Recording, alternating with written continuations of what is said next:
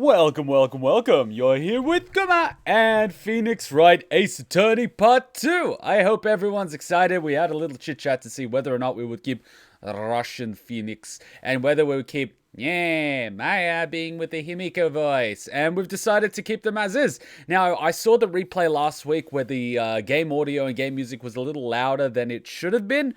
That usually happens in part ones of live streams. It'll be fixed by the time we get to the Let's Play, so I'm going to lower the game volume and music a little bit so you guys can hear me a little bit better. In the future, when something like that happens, feel free to point it out during the stream in the comments. Just say, Kuma, game is too loud, voice is too loud, whatever. Just like tell... Wait, Capcom made this? Capcom's freaking awesome. Okay, how do I do this? Alt-Enter, I think. There we go. So yeah, in the future when the game and music is too loud, just tell me. Just literally tell me. Oh, wow. Ugh. That's like too loud by itself. Okay, let's maybe... Let me maybe lower it on this thing. Okay, there we go. I've lowered it on the OBS. Is that better? Is that good? Is that good? Can you hear me clearly? Fuck off running low on disk space. We good? We good? Good, I'm guessing? I'm hoping it is. Okay. Kuma's first day in court. I always knew that a slub would end up in court. I think the audio is looking good. I see the game in green. I see me in yellow and red. That usually means that there's a big difference in volume. Alright, let's get started hopefully. Everything's recording. People are here. Signal seems to be clean. Mix is working. Twitch is working. YouTube is working. This can't be real. This never happens like this. Usually something fucks up. Alright, let's just do this thing. Episode 2, Turnabout Sisters. Would you load the saved data? Yes, I will. There are people telling you you just didn't see it because of the game. Oh, okay. Well, tell me more. Like, keep spamming that shit. That's the sort of shit I want you to spam. That is definitely the type of shit I want you to spam. Because otherwise, people won't be able to hear me for 5 hours. And then we just, you know, everyone gets pissed off at me. Wait, one sec. Hachun's just doing her thing. Hachun's just doing her thing. And I'm like, Hachun, I'm streaming right now. I know you're at tennis and everything is important. But, you know, live stream more important right now than you. She's going to kill me one day. September 7. It's funny that we played it on the date of the first game. And now it's September 14, I think. We salute all the heroes that sacrificed their lives to save others on September 11. September 7th, 10 a.m. District Court. Courtroom number 1. Sound effects are still too loud. Whoa. Whoa, Judge. Can we do that? Can we do that? Does that work? Let's try that. Back. Saving the content. Court is now in session for the trial of Miss Maya Fey. The prosecution is ready, Your Honor. Who the fuck is this guy? Looks like he's from Dream Daddy. Edgeworth. Oh, this is Edgeworth. The corrupt bastard.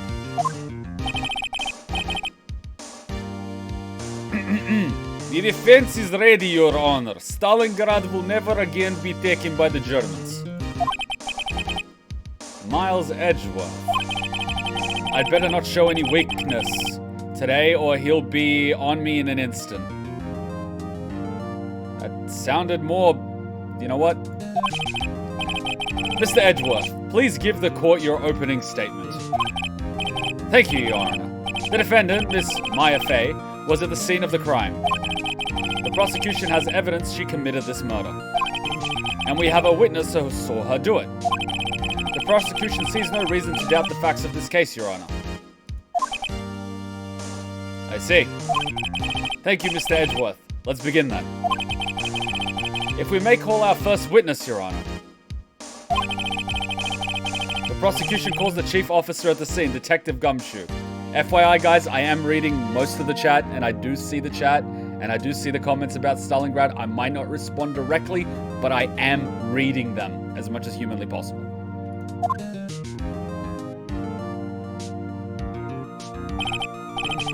Witness, please state your name and profession to the court.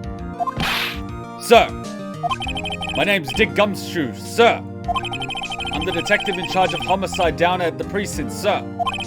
Detective Gumshoe, please describe for us the details of this murder. Very well, sir. Let me use this floor plan of the office to explain. Here we go. The body was found by the window here. And for some reason it looks like a condom. Once you see it, you cannot unsee it. And the cause of death?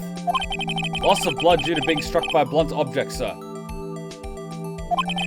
The murder weapon was a statue of the thinker found next to the body, sir. It was heavy enough to be a deadly weapon, even in a girl's hands, sir. You sexist. I'm guessing the sound's good at this point, right? We good with the sound? Guessing we're good with the sound. The court accepts the statue as evidence. They're still calling it a statue. I don't think we should dispute it at this point. Floor plans added to the court record. Now, detective. Yes, sir? You immediately arrested Miss Faye, who was found at the scene, correct? Can you tell me why? Alright, you know what? How do I... Can I tell this thing to fuck off? I don't care that I have low disk space. I know I have low disk space. Fuck off. No, fuck off. Let me play the game. Can you tell me why? Yes, sir. I had hard evidence she did it, sir.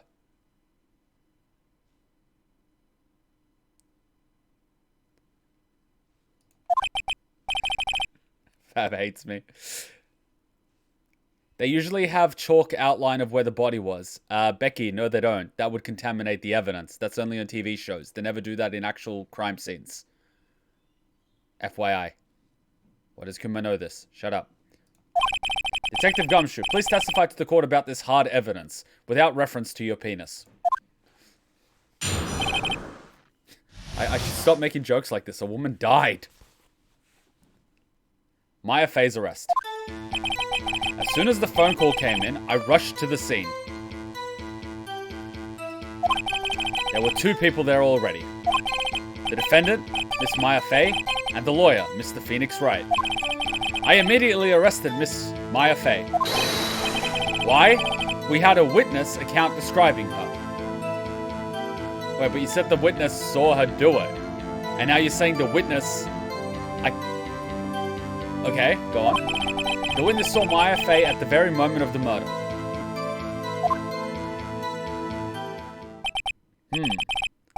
The very moment, you say? Very well, Mr. Wright, you may begin your cross-examination. And no car batteries this time. Yes, sir, Your Honor, I will not use the car battery.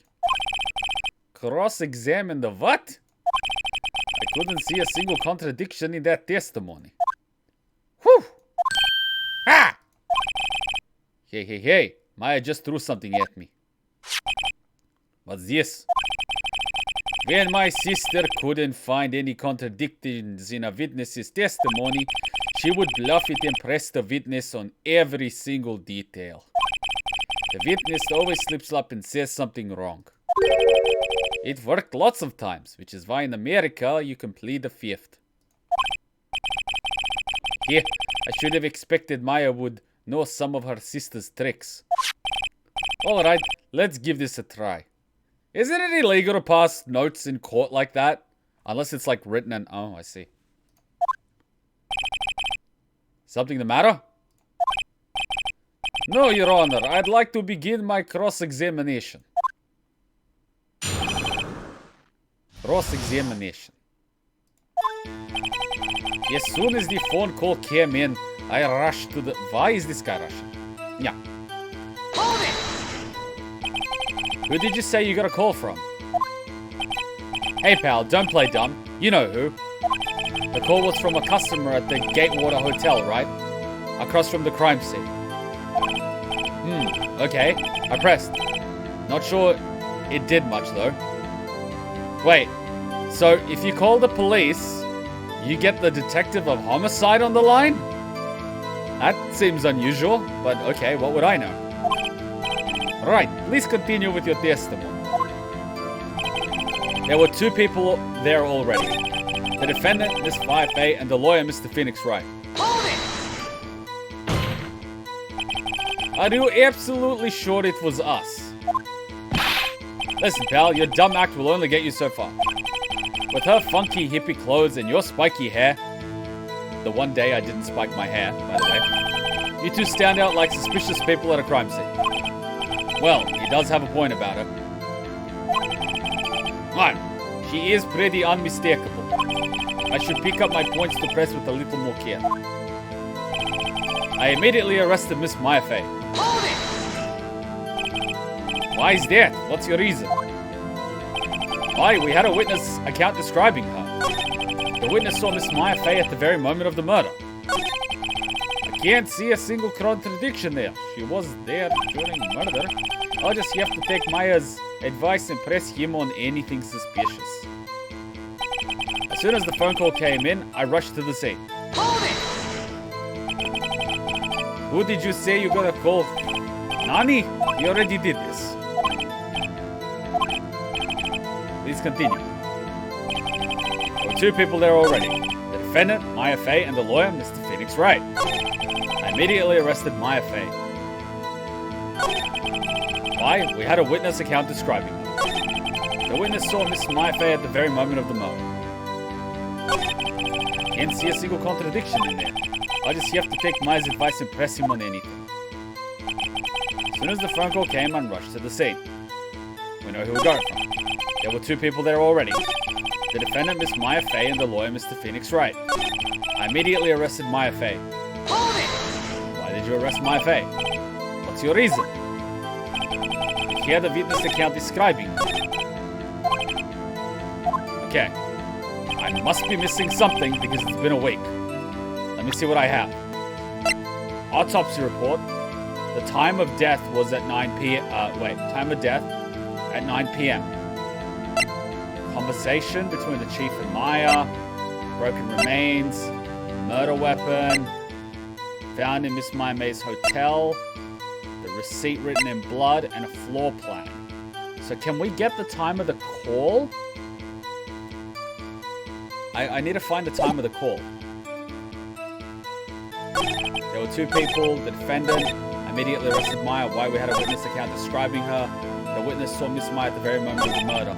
So we should ask about the very moment of the murder, see what the time was, try to see if that matches up with the autopsy report, and then try to see what the description of Maya was by the witness, to see what she said. Of course the police didn't think of interrogating him. Alright, let's aim for that. As soon as the phone call came in, I rushed in. There were 2 people, Maya Fey, Phoenix Wright. I immediately arrested Maya. Why? We had a witness account describing her. Hold it! Hold on just a second. Yeah? If I heard correctly, you said you arrested her because you had hard evidence she did it, correct? Da? Did I say that? Me? I heard you say it. You did say it. You said it. Exactly what about the suspicious woman in pink claim was hard evidence? What? Miss Fey isn't suspicious, and she sure isn't pink, pal. Well, I guess she is pink. That's enough. Detective Gumshoe. Do you have any more solid proof other than her claims, Detective? I guess pressing can have its advantages. Yeah. Yes! Nani? Sorry, I got the order of things mixed up in my testimony, Your Honor, sir. Well, that seems oddly convenient. There was something I should have told you about first, Your Honor. Very well, Detective. Let's hear your testimony again. Hard evidence. After securing the suspect, I examined the scene of the crime with my own eyes. I found a memo written on a piece of paper next to the victim's body. On it, the word Maya was written clearly in blood. Lab test results showed that the blood was the victim's. blood and DNA results take longer than 24 hours to process. You wouldn't be able to do that overnight. Anyway, also, there was blood found on the victim's finger. Before she died, the victim wrote the killer's name.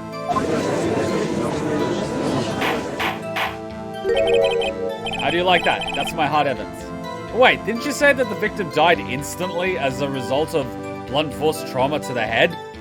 Doesn't that make it impossible for the victim to write a note? What is this, Danganronpa?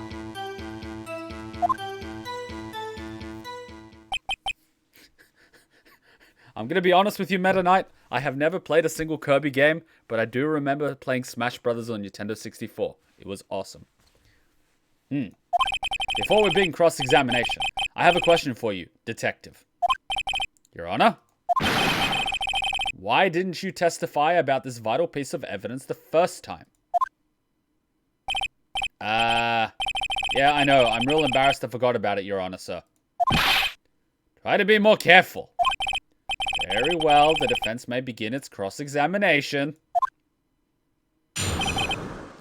Time to examine this guy.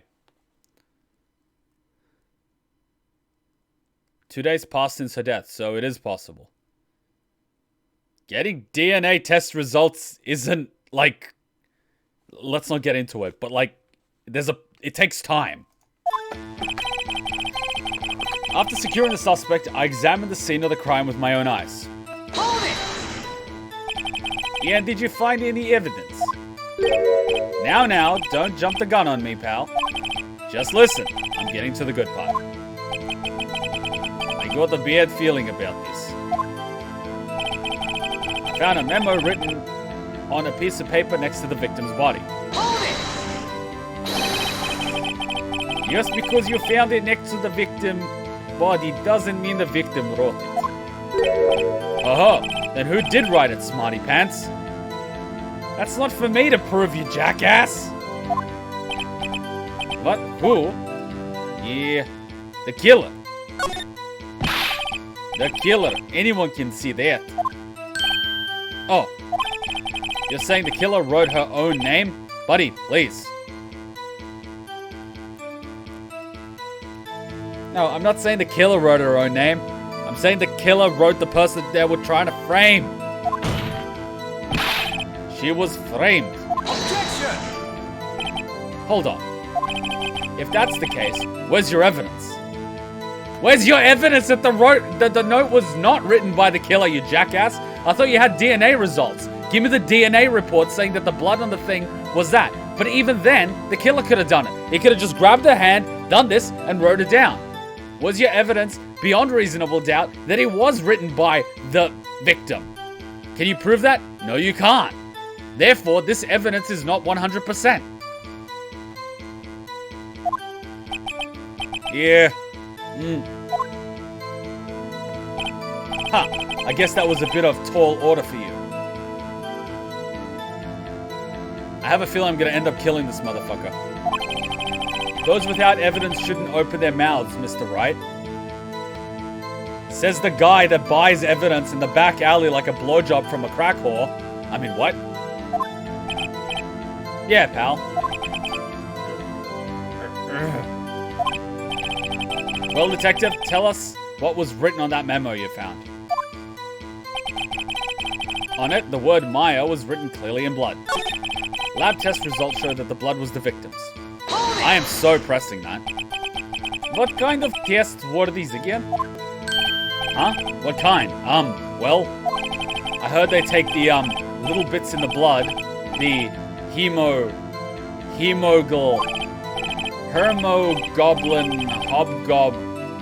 hermogoblin bobbin.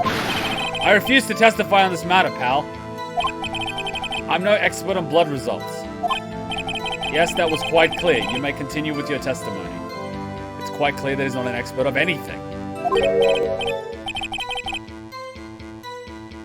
You know, I wonder why anyone thought the guilty before innocent mentality was a good idea. I don't know, ask every court in the United States, Australia, and half the world. You know why? Because it's easier to get a conviction that way and make everyone feel like they're keeping the world a safe place, even though they're not.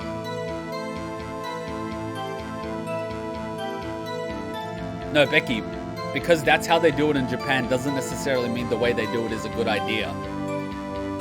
You can't justify something just because someone does it. That's like saying, why did this person kill this person? Because they did. No, that's not a reason. That's a result, not the motive. Thanks, pal. I mean, your honor, sir.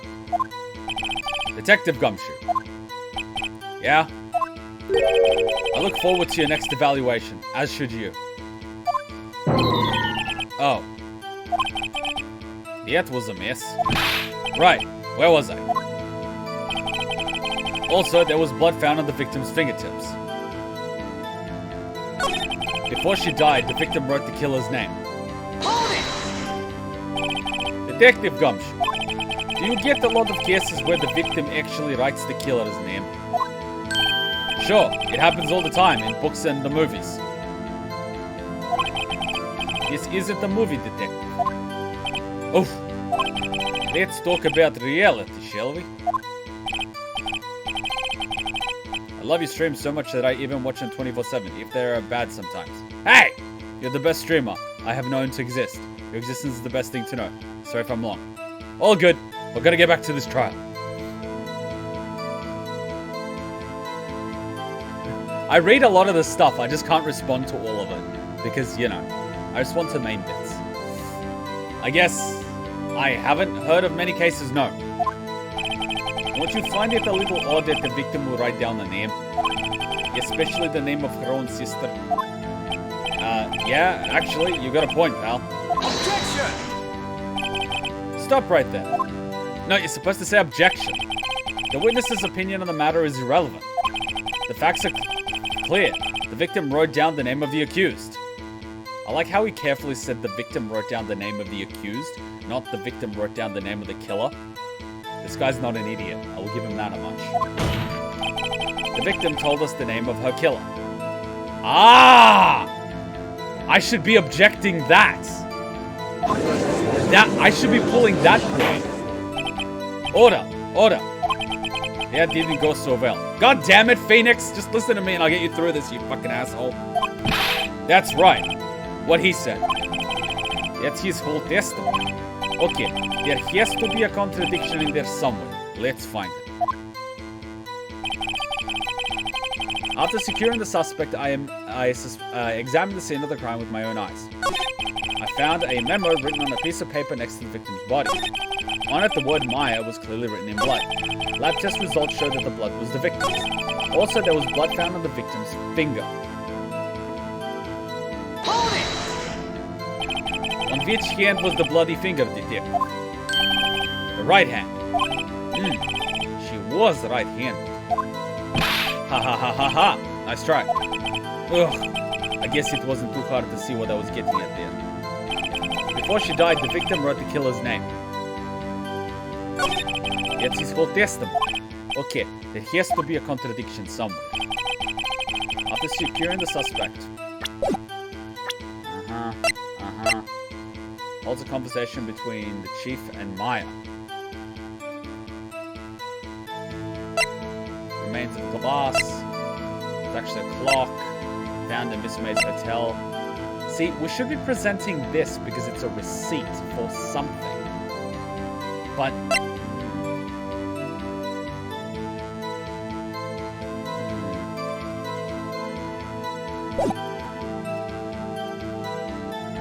Can I present this and then ask him to describe the scene of the crime to see whether or not they're the same?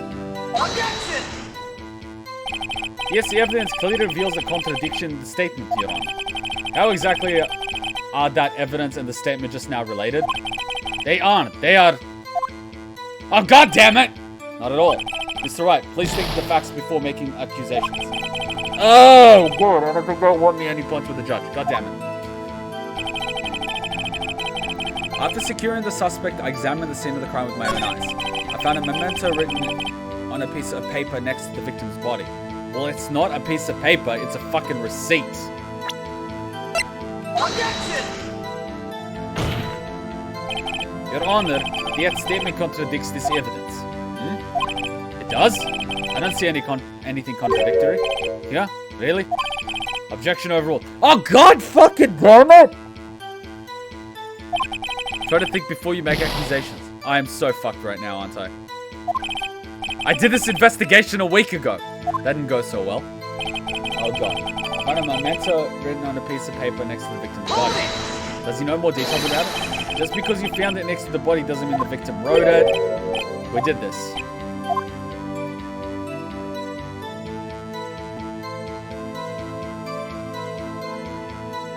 Did Miss May write it? No. Shit. We went through this. We went through this argument. And this gets objected. Wait, I need to... Oh god, I need to remember what I did last week. And we're already on half. Maya was written clearly in blood. The lab test results show that the blood was the victim's.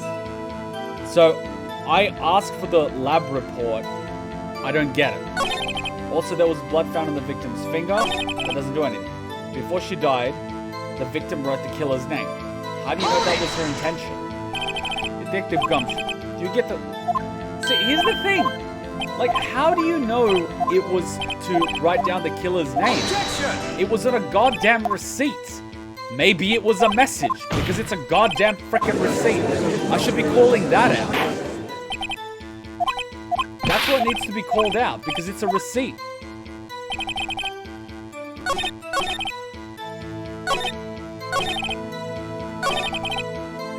Like, that's the thing. That's what we should be calling out. Blunt force trauma. The death was instantaneous. See, if the death was instantaneous, she couldn't write it. At the same time, this is also a receipt. So maybe it's more the fact that the death was instantaneous rather than the fact that it was a receipt and not a piece of paper. Back. Okay, here we go. Let's go back again. After securing the suspect, I examined the scene of the crime with my own eyes. I found a memento. On it, Maya was clearly written in blood. Lab test result, the blood was the victim's. Also, there was a blood on her. Therefore, she died. The victim, before she died, the victim wrote the killer's name. That's impossible because the death is instantaneous. Oh, I wanted to present evidence! Death instantaneous, you bloody dream daddy bastard! Please tell me I didn't lose points by going through this fucking cycle. Okay, I didn't. Maya. There we go. Death was instantaneous. Present it. Objection! Detective Gumshoe. There's one thing I want to clarify from here. I want you to clarify from me from here. You say that the victim, Miss Faye, wrote this note. That she was accusing the defendant, Maya May. That's really what you're saying. Huh? This isn't one of those lawyery tricks now, is it? Of course she wrote it. Who else could have? You have it backwards, detective. Backwards? The victim is the only person who absolutely could not have written. This is a report from your department, detective. Immediate death due to a blow from a blunt object, also known as blunt force trauma. She died immediately. But no butting your way out of this one, detective. Order. The defense has a point. Someone who died immediately couldn't have had the time to write down anything. This is not Russia. Objection! Mr. Wright, I beg your pardon, but when exactly did you obtain that autopsy report? When? Oh, fuck! I don't remember when I got the autopsy report. This was last week. When did I get the autopsy report? I literally cannot. I know, I can read Becky. It's more so that I did this last week. Shit! Was it on the day of the murder or the day after? I don't remember. I literally cannot remember. Okay, I'll literally say I forget. That is a scary one to say that I forget. But I do literally forget when I got the autopsy report. But the autopsy report should have came the day after. Like, that would make sense. There's no way you can have an autopsy report done that quickly. Because you gotta do an actual autopsy.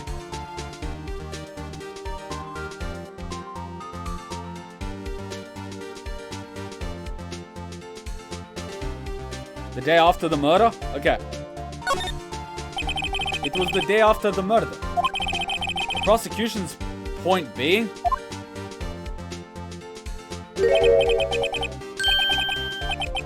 that autopsy report is outdated, Your Honor.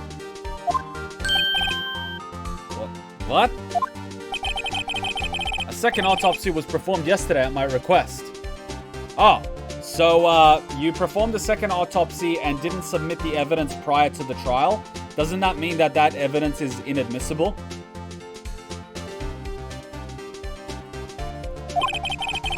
Death was almost immediate due to a blow from a blunt object. But there is a possibility that the victim lived for several minutes after the blow. I received these results this morning. No fear. Your Honor, it's quite easy to imagine that the victim did have time to write Maya. That is all. I see. Damn you, Edgeworth. I should have known you'd have something up your sleeve. Why, Mr. Wright, you look shocked. Something you want to say?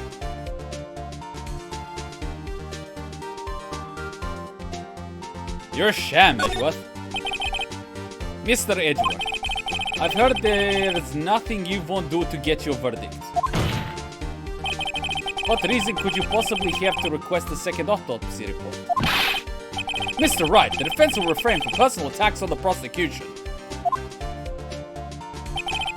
No matter, Your Honor.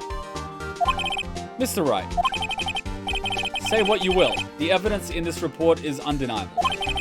Your Honor, I submit this report to the court. Understood. The court accepts the evidence. Maya's autopsy report. Maya died from a blow by a blunt object. May have lived for a few minutes after being hit.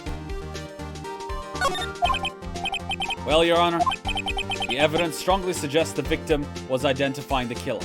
Strongly suggests. I suppose that's the obvious conclusion, yes? This isn't good. No, it actually is good, you dumbass. Because she was able to live for long enough, it means that she wasn't writing the name of the killer as much as she was writing a name that will help identify the killer by providing a message to her sister, who was the only other person in the world she could trust. And going by the telephone call that you have recorded on her phone, you could show that she feared for her life, which is why she had the motive. If she was afraid that her sister would be the one to kill her, why would she contact her sister? The evidence strongly suggests that it wasn't her sister. And that it was indeed someone else. Someone who she was holding evidence for. Or evidence of for. The question is who that someone is. And how does he relate to the pink prostitute? I mean Ether. Sorry, my bad. The prosecution would like to call its next witness. This proof, this poor innocent girl saw the murder with her own eyes. Oh, I'm going to enjoy this cross-examination. Let the witness, Miss April May, take the stand.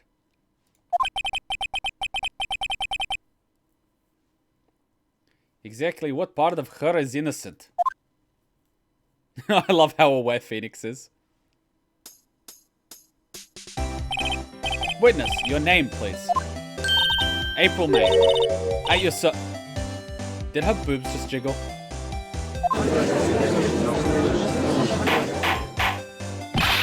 Order!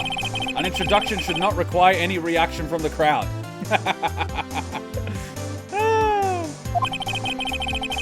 The witness will refrain from wanton winking. Oh, yes, Your Honor. This is not good. She's already captured the heart of every man in this courtroom. She didn't capture their hearts, that's for sure. Tell us, where were you on the night of September 5th when the murder occurred? Gee, I was like in my hotel room, teehee. I checked in right after lunch. And this hotel is directly across from Faye and Co. law offices. That's right, big boy. Please testify to the court about what you saw. Here we go. Alright, let's see what you got. It was like 9 p.m. at night. I looked out the window, you know. Yeah, it was about 9.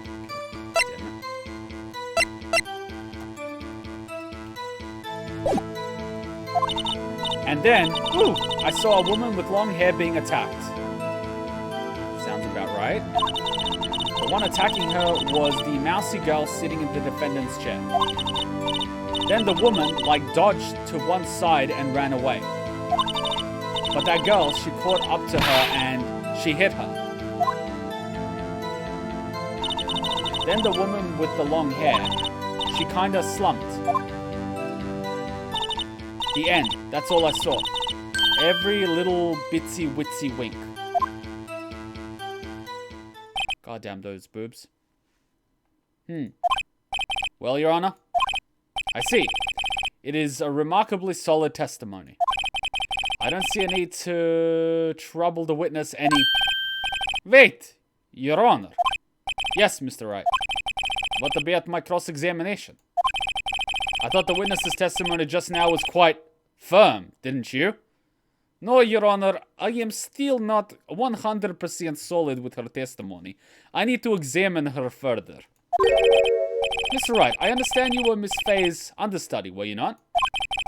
You must know her techniques well. Her cowardly way of finding tiny faults in perfectly good testimony. Says the guy that forges evidence. Hey, how dare you? You shouldn't lash out. Well, Mr. Wright, will you cross-examine the witness? Yes, I will. I'll gladly proceed with the cross-examination. If only because I have a feeling Edgeworth doesn't want me to. She has to have some weakness. Very well, you may begin your cross-examination.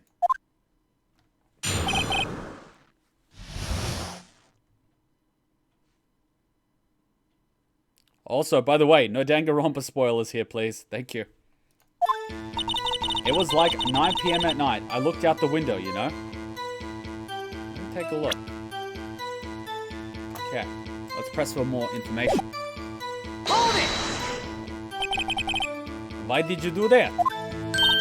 Huh? Why? Why what?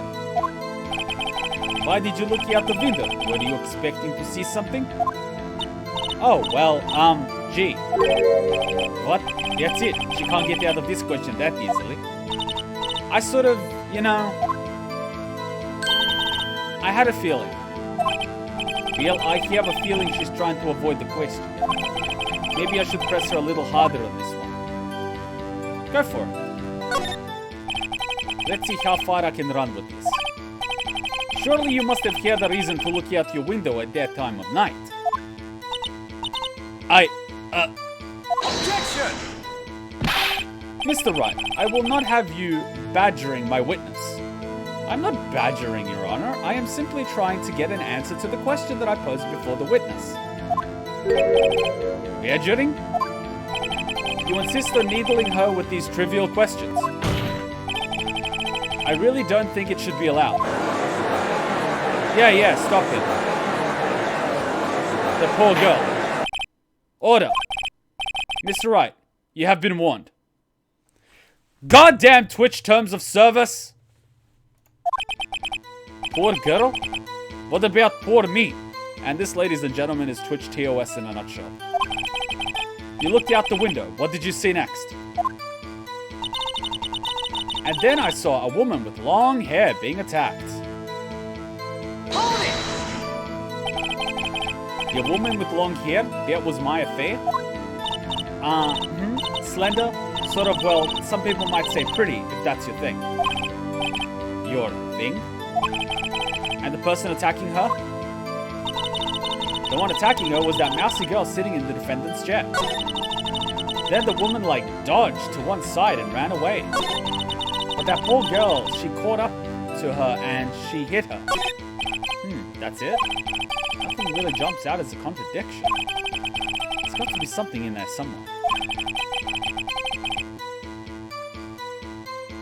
Maybe I'd better just press her on a fax a bit.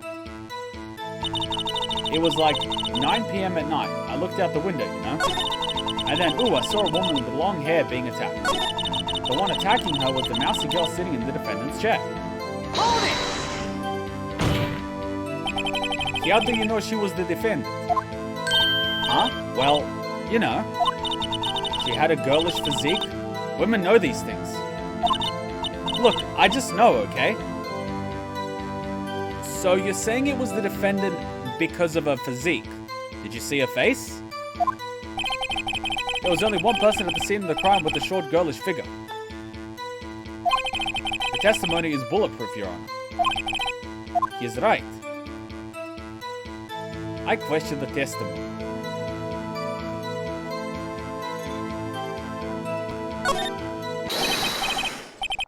Hold on a minute. That testimony stinks. What? Miss Faye, I'm willing to bet that.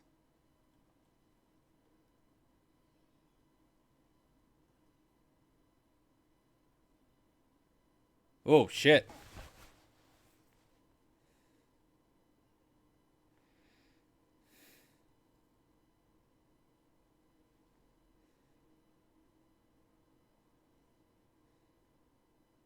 Trying to think. Windows here. Things here. Angle of viewing is basically here. Meaning you can't see most of the room. What floor of the hotel were they on? Because when he looked at the window, he looks up, he sees her on the telephone. Her angle of viewing must have been like that, meaning there'd be an angle of at least 45 degrees, meaning she'd only be able to see half the room. The attack would have began at the table, meaning she couldn't have seen that.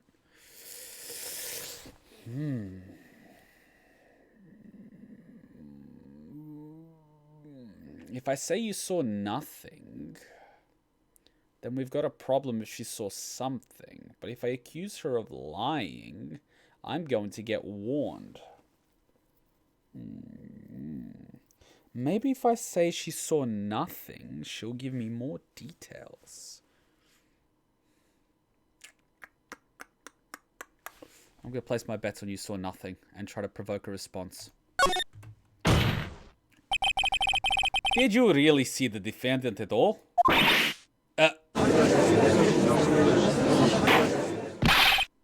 Mr. Wright, what's the meaning of this? Yeah, what is the meaning of this? Someone tell me, please, because I'm clueless about this. I mean, the terms of service.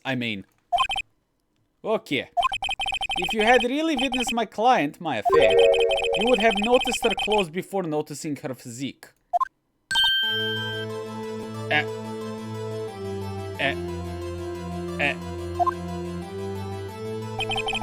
No one wears clothes like this on a daily basis, except her.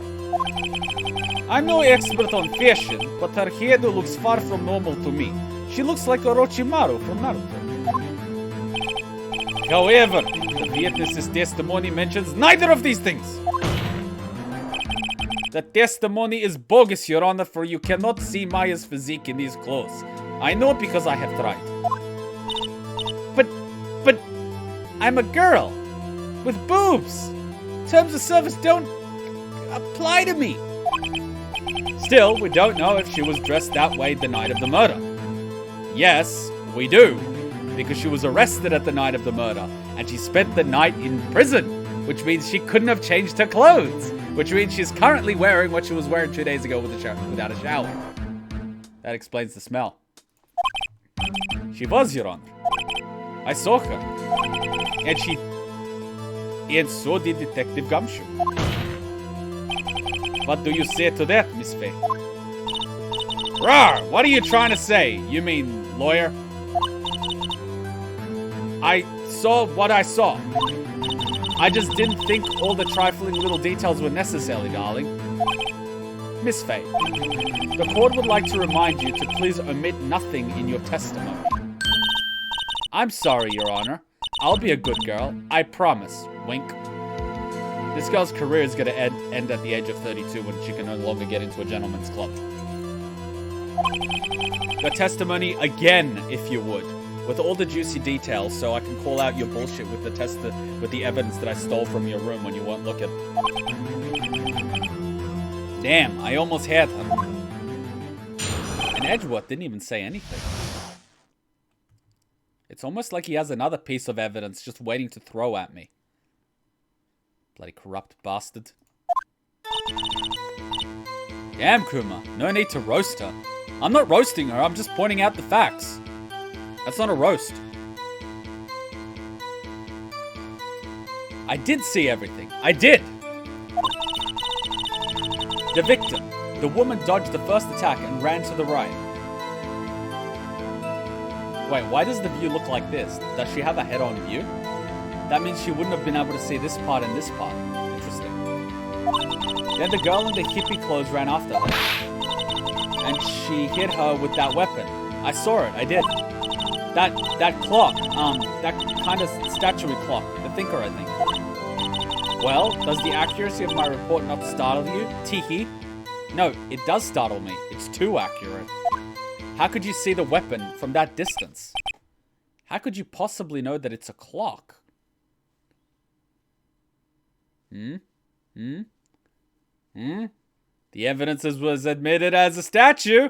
How do you know it's a clock? I see. I only wish you had been so detailed from the beginning. Please begin the cross-examination. With pleasure, Your Honor. How old this girl actually is? She's probably in her 30s. You can tell, because girls in their 20s can rarely afford these implants. Plus, you can also tell from her skin. The skin does not lie. Even if they wear makeup, they can't hide this, they can't hide this. I know, I'm a monster. When someone ticks me off, I just start pointing out things about their appearance. I usually end up leaving or crying. I did see everything, I did. The victim, the woman, dodged the first attack and ran to the right.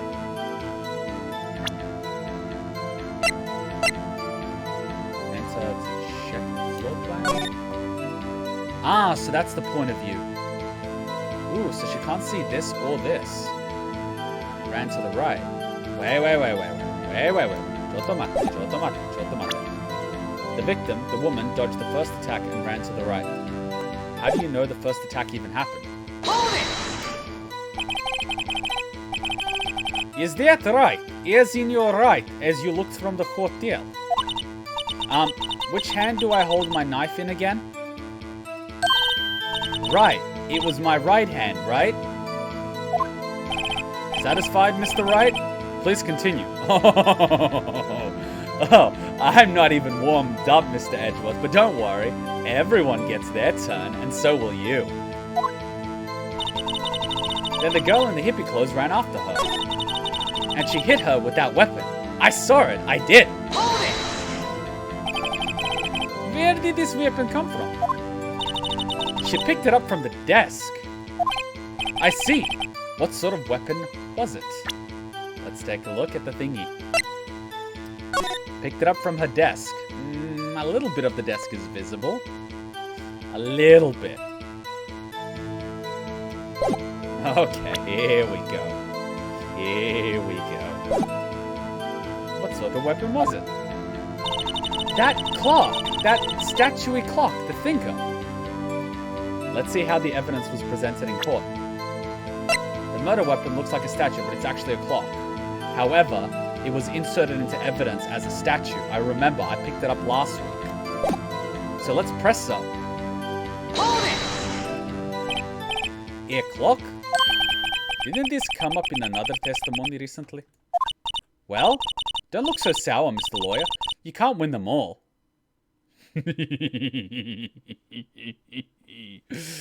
Gotcha.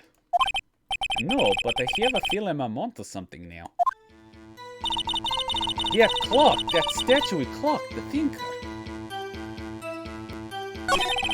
The previous testimony must have been what Edgeworth wanted to say. So this was the testimony in her own words. Time to press and squeeze the truth out of her. Figuratively, of course. I did see everything. I did! The victim, the woman, dodged first attack and ran off to the right. Then the girl in the hippie clothes ran after her, and she hit her with that weapon. I saw it. I did. That clock. That statuey clock. Okay then, let's present the clock. No! I want to present the thingy! Damn it, Wright! I have no idea who this Rain guy is. Saw everything. I did. The hippie. Uh-huh. Yeah, I saw it. That clock. Present is here. Miss me. What you just now was quite revealing, like your breasts. Revealing? Oh, you'd like that, wouldn't you, Mr. Naughty Lawyer? No. I would prefer you with your clothes on. It hides your aging skin. You just said that the statue of the thinker was a clock. But there's no way of knowing that just by looking at it. Is something the matter? Your face looks like it's about to break the surgery that was done to make it a lot tighter. Be careful. Very expensive. Another person in much the same position as you recently called this a clock too. And he was found guilty of murder. Order! Miss May, can you explain how you know this was a clock? Objection! The witness saw the murder with her own eyes. That's all that's important here. The defense is trying to confuse the issue with trivial concerns. No, the concern, Mr. Edgeworth, is that we have reason to believe, and when I say we, I mean myself and I, that she did not actually see anything, and that she's simply saying a testimony which was written down for her. Therefore, she knows more details than a person that actually saw it would, including the aspects of the murder weapon, which from that distance would not be visible.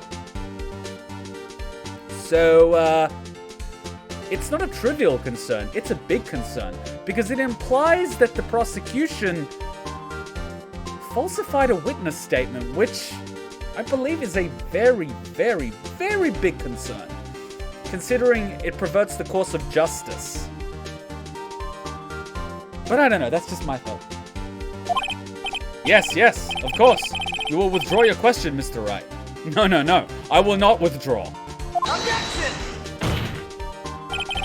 But questions are all I have, Your Honor. And as you may recall, I've caught murderers with these questions before. Well, only once.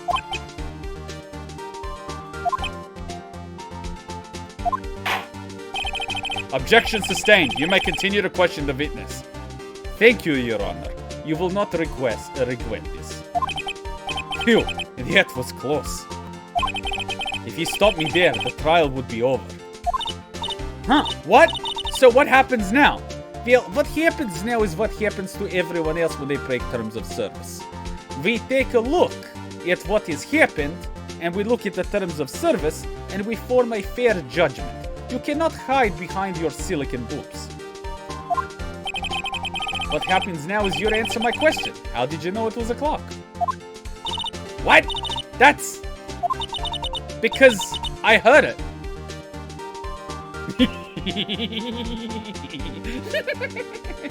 Okay. Go on. Come on, give me some more sugar, honey. Yes, I heard it. Say the time.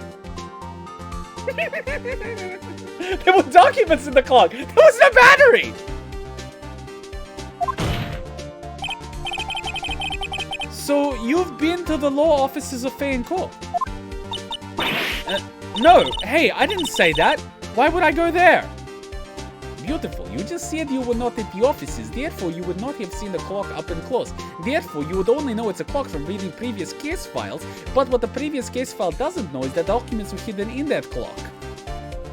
Thank you for your testimony, Miss April May. I heard it from my hotel room. Hee. The law offices of Fay & Co, where the murder took place, is very close to the hotel. She could have easily heard the clock. Well, Mr. Wright, are you satisfied? No, Your Honor, I am never satisfied. I am slow. No, Your Honor. I can't give up now. I can't pull out now. I'm not satisfied because it couldn't have rung, Your Honor. Your Honor, members of the court. It is inconceivable that the clock in question rang. That clock is missing its clockwork.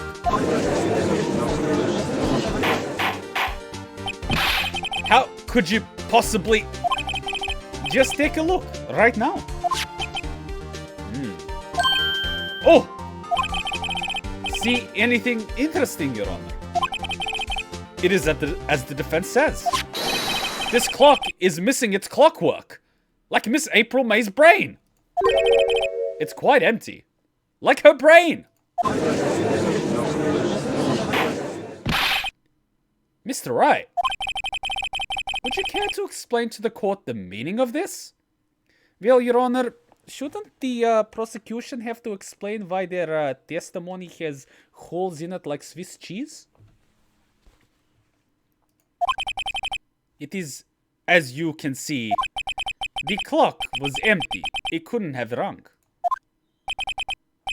Therefore, this witness, Your Honor, this pink Patreon Twitch, what is the word I'm looking for? Curva, is a big, fat, silicone-ingested, middle-aged liar.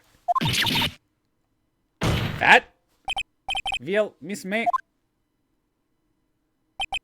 Tisk, tisk. Here we go. Quite a show you put on for us, Mr. Wright. He knew the clock was empty. Somehow he knew. I'm afraid you've forgotten one thing, however. Indeed, the clock is empty. As you say, it can't ring. However, we must ask, when was the clockwork removed? Ah, so you're going to imply we tampered the evidence after it was submitted and taken by the police. However, we have on the telephone recording that the clockwork was removed before the murder. So, what I'ma do is let you lay out your grand plan, saying that it was removed after the murder. And then I'm gonna say, objection, it was removed before the murder. To which you're gonna be like, Nani? And I'm gonna be like, heh heh heh heh heh heh heh. So go on, Mr. Edgeworth. Two of us can be edgy. If it was after the witness heard the clock, then there is no contradiction. That's true. That is a possibility. The clock might have been emptied after she heard it. And that is exactly what happened, Your Honor. Well, Mr. Wright, can you prove when the clockwork was removed? Impossible, of course. No. Nothing is impossible, Mr. Edgeworth. Only improbable. I have proof. What? Wasn't it you who told me proof is everything? Well, I was listening, and I thank you very much for your guidance, senpai. And now I'll show you the proof you like so much, and shove it up your ass. The evidence that proves the clockwork was removed is the telephone conversation. Take that! Take a look at this. That's a very cute cell phone. Ooh. You have a girly phone. Wait, this isn't my phone. Listen. This is the defendant's cell phone, and it contains a recording. A recording of a conversation she had with the victim on the day of the murder.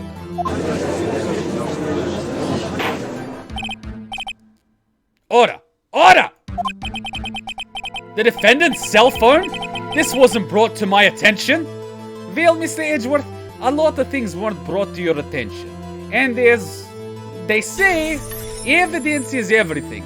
Thank you for the $5, Kaiser. But let me finish warming Mr. Edgeworth for the gulag, and then I will get back to you. As you say, Mr. Edgeworth, evidence is everything.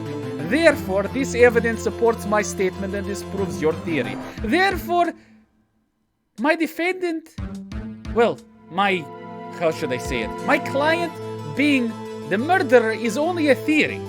A theory not supported by evidence, but supported by, what is that thing that we have on the stand right now? I don't even know. Therefore, it is more probable that you made this up because your police department is shit. And you are going to lose your very first case. So not only is my client going to walk free, but you are going to lose your win streak, which means you are not going to be the ultimate prosecution. Therefore, no one is going to take you seriously anymore. And when you eventually gravitate to defense, you're not going to be the perfect prosecution. Therefore, your career just goes to absolute hell at the hands of a Slav on his second trial. Do you know how embarrassing that is? It's not that you lost to an artisan expert lawyer with years of experience. No. You lost to a child. A child that doesn't even know how to submit evidence in court properly. Now that is very embarrassing, especially for someone like you. It would not surprise me if you develop a drug habit at the end of this to cope with the shame of this loss. Just don't hang yourself on that tie, please. It will ruin the silk. Shall we continue? Perhaps Detective Gumshoe overlooked it. Good detective better remember he's up for evaluation soon. I gotta say, I'm starting to feel bad for the big fella. Let's hear the conversation.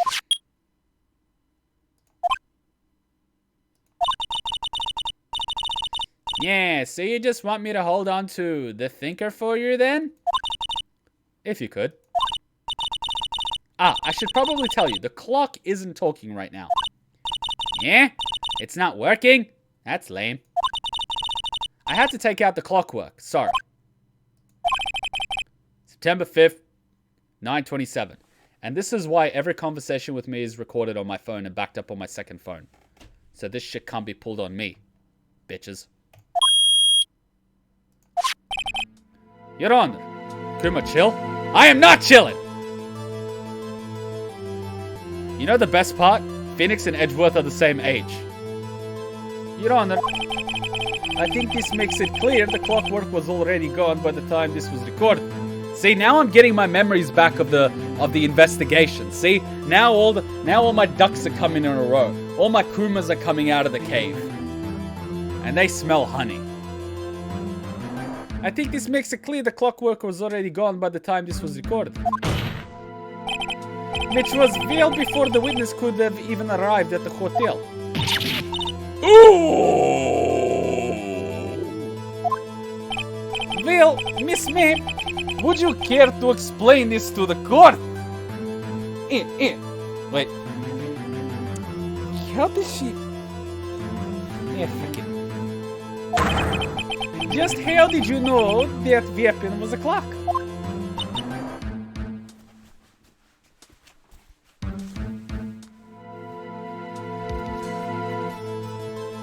Oh, sorry, I wasn't paying attention. Could you re-explain, please? Well, isn't it obvious? Keep digging that hole, honey. Keep digging that hole. I saw that clock before. Saw it where? What store was that again? I got so many, but it was handmade. It's unique.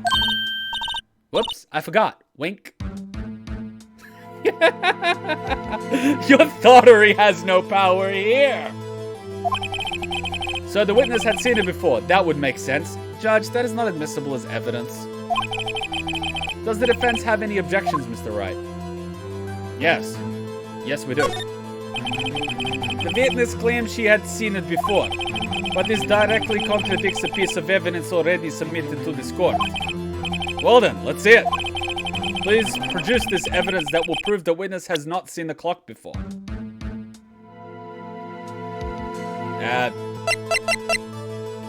It was made by Larry Butts. That is the thing. Take that! It's simple. This clock was never in any store. Ever. What? A friend of mine made that clock. Only two exist in the world, Miss Stott. And one that isn't here is in police custody.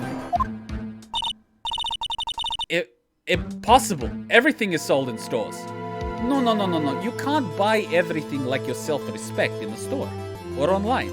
Some things have what is called a intrinsic value.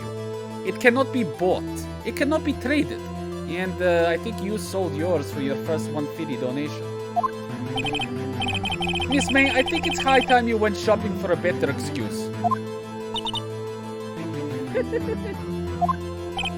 Oh, excuse is not on sale today. Oh. Wait, is that thing spinning?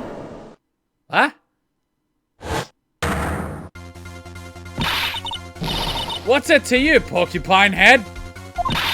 That stupid clock doesn't matter, okay? Well, that just went 0 to 100 real quick. She looks 40 now. She did it. And she should die for it. Die.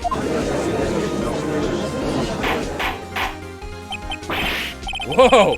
Let's not get ahead of ourselves. Your boobs might pop out of that top. This is a court of law, and the witness will remain calm. Or as they say, calm your tits, Miss April May. Oh, heh. Oh, silly me.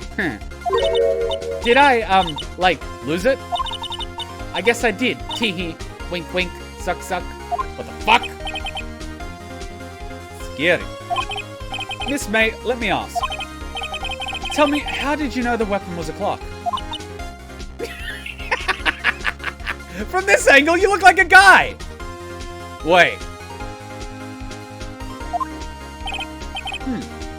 Oh dear. Does the defense have an opinion on this behavior? Okay, this is it. Yes, Your Honor. Allow me to explain how I see the truth of the matter. Miss April May, you know the weapon was a clock because the witness had never held a clock in her hand. However, she did hear that it was a clock. She heard? That is correct, Your Honor. There is no other way she could have known the thinker was a clock. And I can show you the proof. Well, this is interesting. Let's see it then. Show me evidence proving that the witness had heard the murder weapon was a clock. This is high risk, high reward. Here we go! Take that!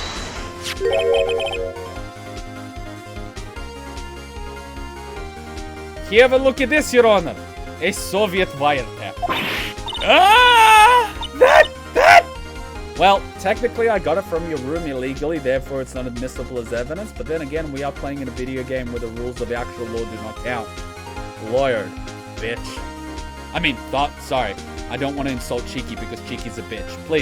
Please don't insult Cheeky, April, please. She's my bitch. She's my bitch. And she's the best bitch. She also has more Instagram followers than you. I found this in April May's room.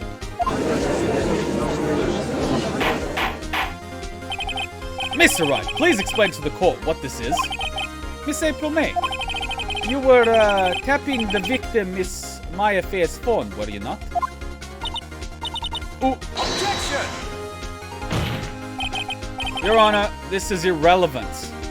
Irrelevant? How so? I'm not entirely sure that it is. Objection overruled.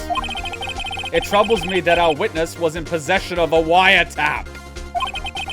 This is outrageous. Does the defense truly claim that the witness was tapping her phone? Well, does the prosecution truly claim that this is admissible evidence? Yeah, absolutely. Even if that were the case, which it's not, you still have to prove one thing. Did the victim ever say that the weapon was a clock on the phone? Can you prove that? I think not. However, Edgeworth, I don't have to prove it. I'm not trying to convince you. I'm trying to convince... what are they called? The jury. And I think I'm doing that quite well. So pipe down, Pipsqueak. You're already getting grey hair at the age of 20. Oh yeah, I think I can. It's simple. What? Here is my proof. The proof that the victim said on the phone that the weapon was a clock is... Proof that the victim said on the phone that the weapon was a clock.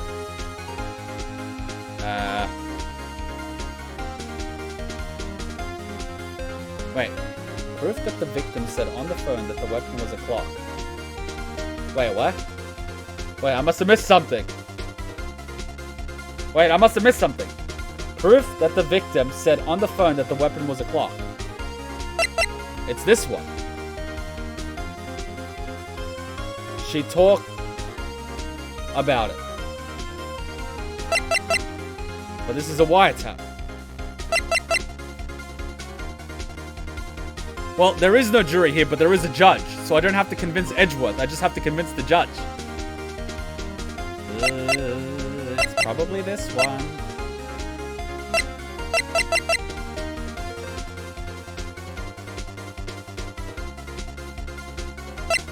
It's probably this one. Can I check it? What's up? You haven't called in a while. There's actually something I want to tell you. What again? What time is it? I think it's time. I should probably tell you that the clock isn't talking right now. Anyone walk in? That's lame. I had to take the clock out. Sorry, papers? I had to put some papers inside it. Papers? Is that the evidence then? I'll leave that up to your imagination. See you at 9. Ooh. It's either this, and I don't even know what's in this. Store receipt.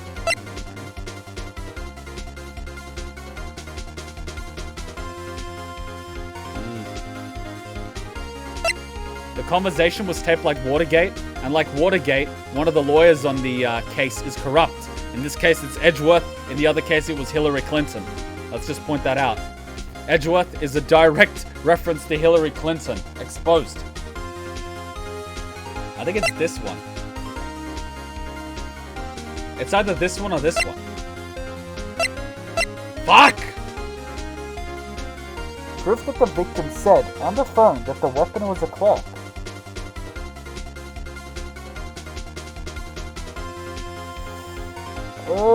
Is it the wiretap? Oh, fuck me. Oh, gods. What's up? You haven't called in a while. There's actually something I wanted to hold... No, wait. The witness said that the weapon was the clock. And then, yeah, so it should be this. Gatewater Hotel, get it? I get it. I get it. I get it. Very clever. Very clever. Edgeworth is Hillary Clinton. I totally get it. It would be this, wouldn't it? Please be right. Please be right. Please be right. Please be right. Please be right! Take that! I present the defendant's cell phone. Yes, we've seen that. Listen once more to the conversation between the defendant and the victim.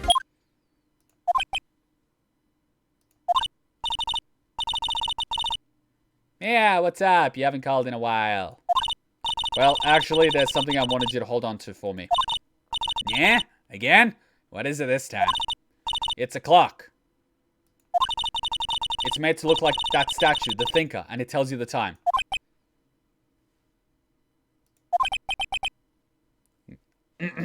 Monsieur Piromé, you used the wiretap to listen to this conversation. That's how you knew the thinker was a clock. But you were too fucking stupid to listen to the part about the mechanism being removed. I have seen stupidity on the internet, but yours is transcending the limits of human capacity and going into the realms of the gods in terms of stupidity. Am I wrong? Objection! Your Honor, this is ridiculous. No, your hair is ridiculous. Your Honor, look at the witness's face. Does she seem amused to you? The defense demands an answer. Witness, answer the question. Did you tap her phone? Miss May. Shut up! All of you! What gives you the right to talk to me like that? You lawyer!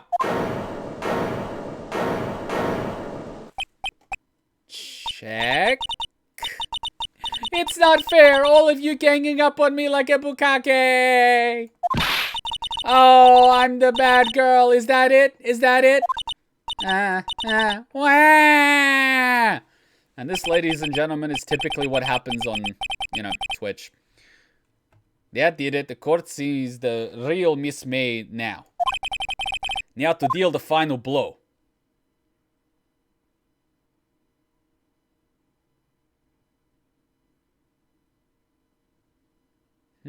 Let's throw her a rope so she can entangle Edgeworth.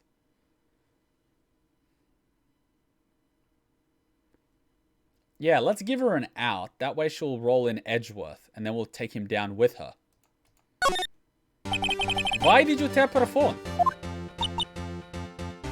Come on. Come on. Sacrifice Edgeworth to try to get yourself out of this, and then I'll take you both down.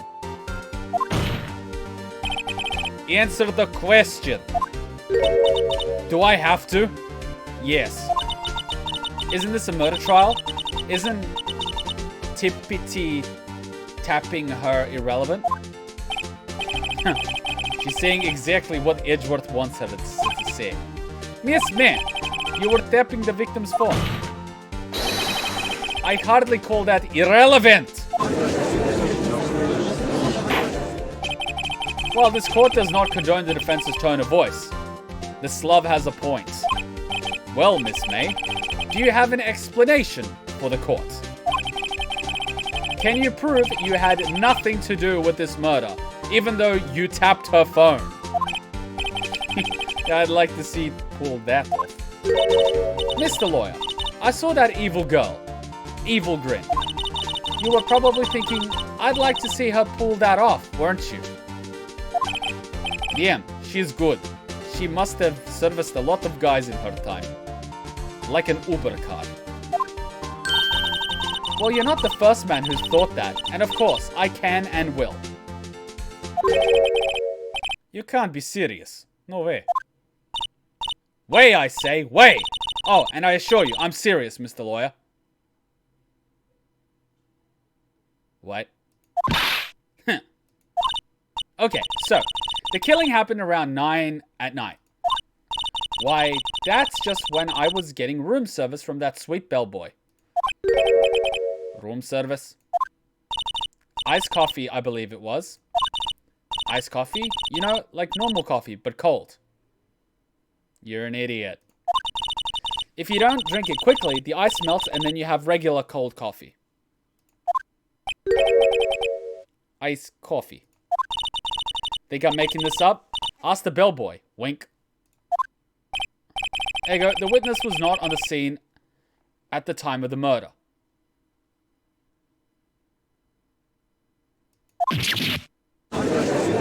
What? So where does that leave us? Wait, so now she's not a witness? It is my great displeasure to inform you that the witness appears to have been tapping the victim's telephone.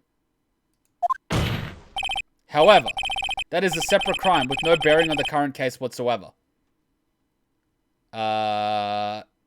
Doesn't it, what's it called, invalidate her as a witness because reasons? Her testimony stands. She saw the defendant, Maya Fey, commit murder.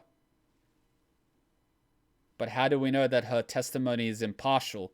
Because for some frickin' reason she was tapping the phone. Why would she be tapping the phone? No, they're going to let her just walk away? There's no way I can win this unless I tie Miss May to the murder somehow. See, this is the fuck thing about guilty until proven innocent.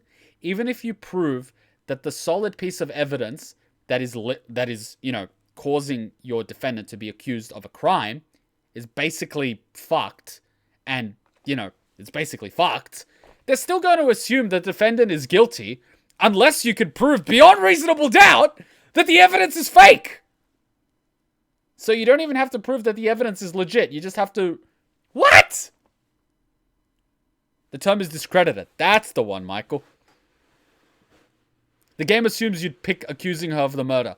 This is the fuck thing about the legal system with the whole guilty until proven innocent. This is why the legal system is broken. And people like Maya Fey actually exist. And they cause problems and they put testimonies and it's found out that they're lying, but no one chases them up on it. That's the problem with the legal system. Well, does the defense have anything to say? The legal system is fucking broken. Yeah, well, come on, think of something. Call the bellboy as a witness. Continue examining Miss May.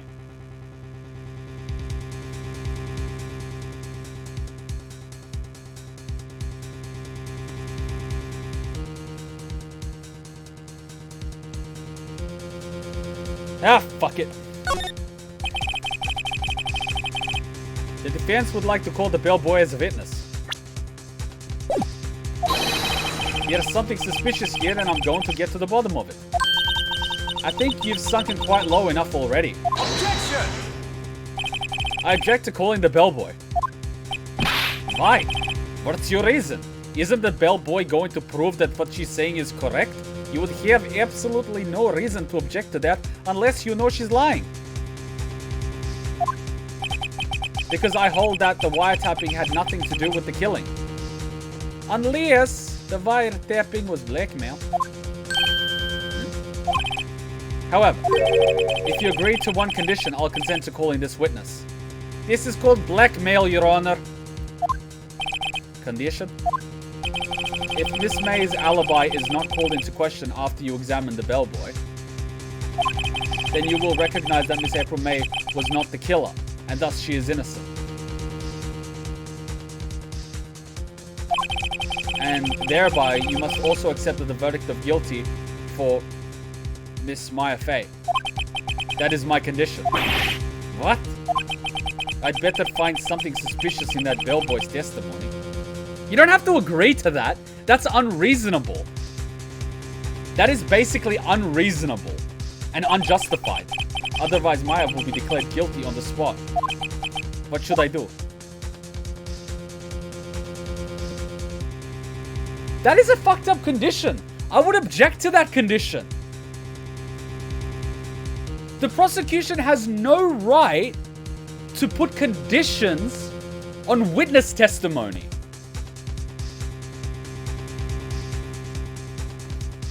This is fucked up. Who would agree to this? You've got no reason to agree to this. Absolutely none. What the fuck is the judge doing up there? Fucking letting me get blackmailed by the prosecution? The fuck? There's no other way? No. Fuck that, Becky. Fuck that. Alright, I've got nothing to lose. Except for, well, everything. Understood, accept your condition. Fool. You fell right into my trap. Uh-oh. Yeah. Very well. The court calls the hotel bellboy to the stand.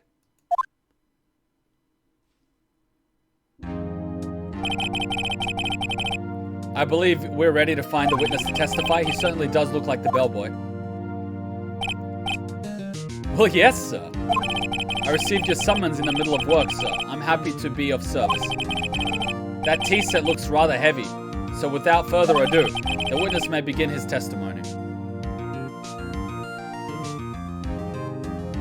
Welcome to the Ace Attorney court system.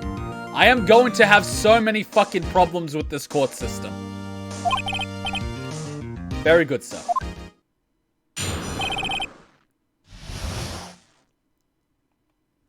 Room service.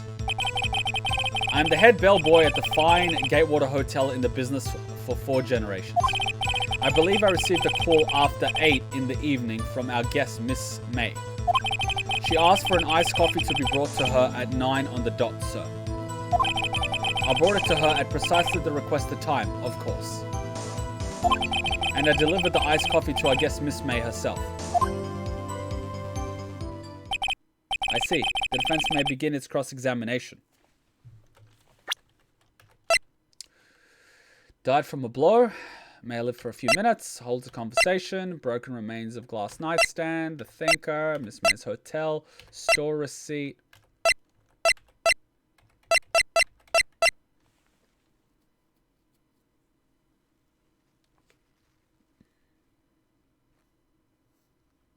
See, I agree with Frank on this one. Now, the thing with the 9 o'clock part is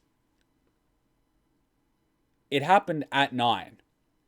And at 9, she's answering a door. Therefore, we can infer that she did not see the murder take place at all because at 9, she was answering the door. We can ask the bellboy, how does he know that it was 9? He'll say, without a doubt, it is 9. Therefore, at 9, time of the murder, she was at the door. She couldn't have seen it. So at the very least, we can completely throw away her testimony. Therefore, there's no evidence to find Maya guilty. However, given how fucked up this court system is, apparently to find someone innocent, I have to find the actual killer, which makes me question, what the fuck does the police do? Or the prosecution?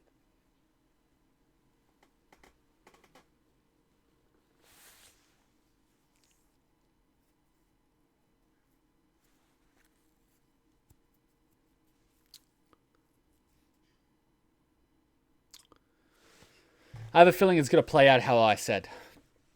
It's pretty fucked up, but the defense may begin their cross-examination. I think autopsy report said around 9 o'clock. Said 9 o'clock. Alright, I'm ready. I hope. This is it. If I can't prove Miss May was involved with the murder now, Maya will be finished. The fact that that is even thing is fucked up. And don't feel sad, Becky. You don't have to feel sad every time someone else gets upset. I am the head bellboy at the fine Gatewater Hotel in business for 4 generations. I don't question that part. I believe I received a call after 8 in the evening from our guest. You believe? Hold it! Are you sure it was Miss May on the phone? Yeah, absolutely, sir. How can you be so certain? I checked Miss May in personally, sir.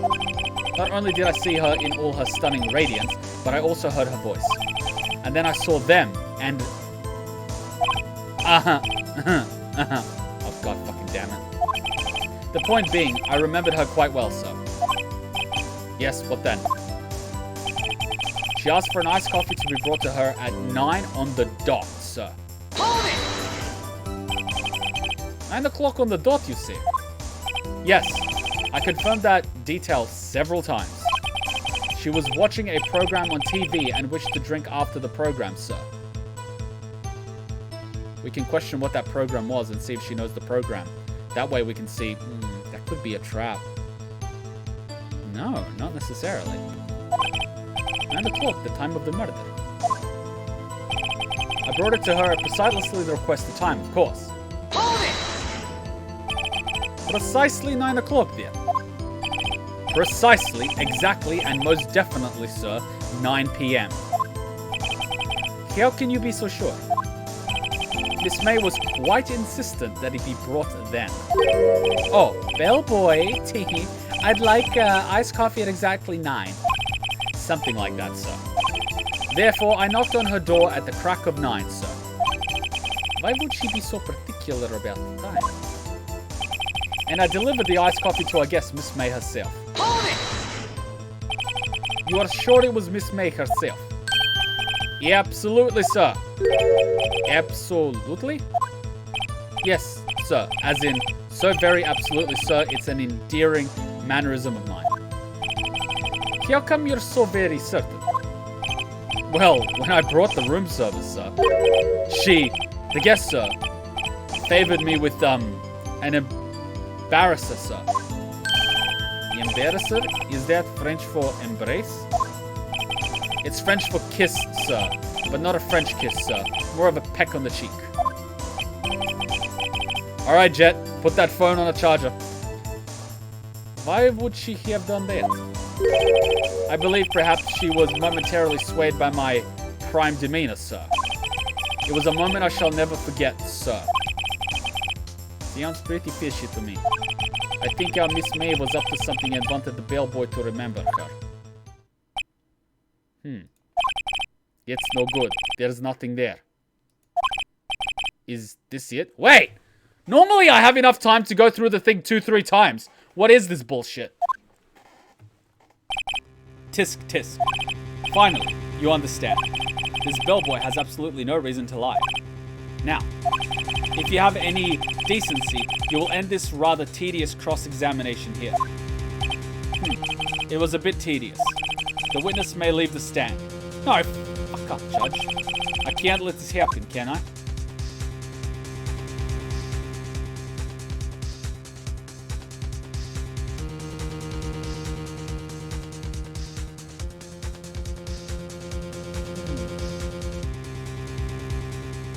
Nine.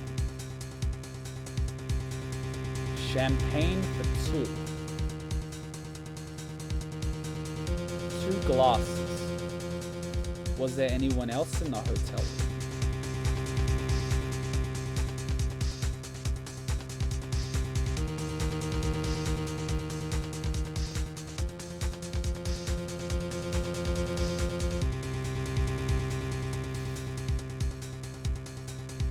See, we've already agreed to that condition and he wants to wrap it up. I should protest just because I have no other reason. And Michael, hold up, I've got this. Let me do it my way. Because I've already agreed to his condition. Therefore, if I wrap it up now, I will lose any potential benefit. So I've got nothing to lose and all to gain, pretty much, by a protest. Wait, please wait. Yes? Does the defense have something to add? One last question. Let me ask one last question. Objection! Your Honor, I must object. This charade of justice has gone on long enough. Well, I agree, Edgeworth. This charade has gone on long enough. Now, Mr. Edgeworth. Alright, Mr. Wright. I'll give you one more question. That's all. Okay. This is really it. Now, this is my last chance. What do I ask him about?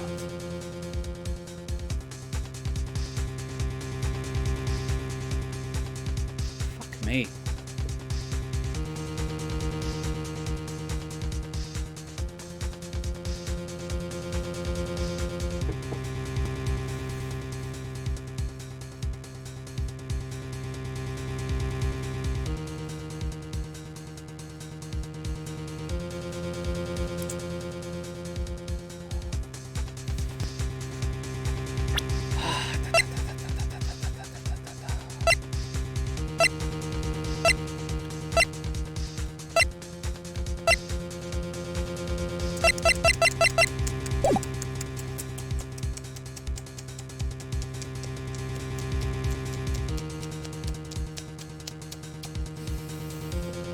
Check-in will help you find out if she was alone, if she was the one that made the booking, what time she came in, what she had with her when she entered the room.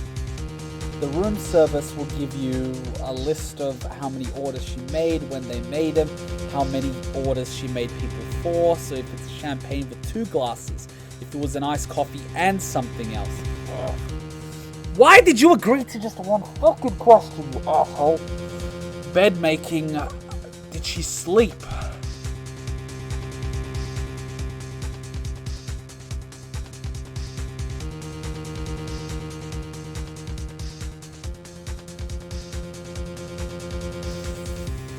Oh, this is unreasonable conditions.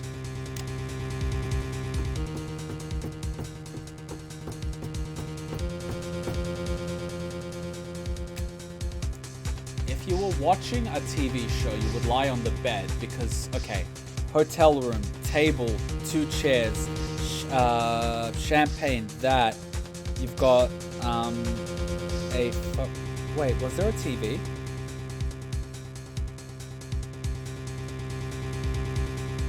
Painting, drawers, open drawer, screwdriver, her.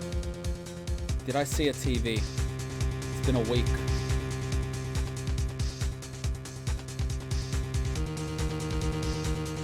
bellboy gave you a hint in his testimony.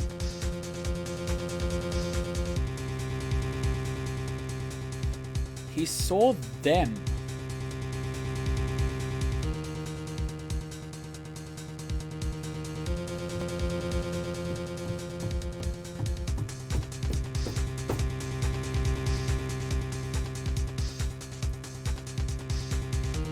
How do you know it was her?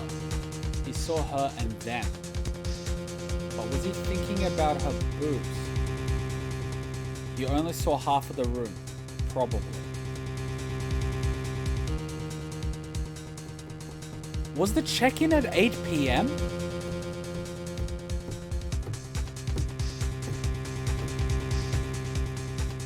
Fuck, I don't remember the full thing. I thought the cross-examination would have multiple cycles so I didn't press him on everything. God damn it!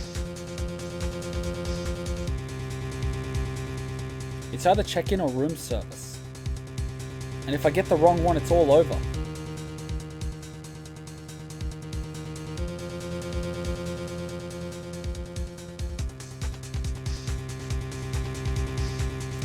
Them could be referring to boobs.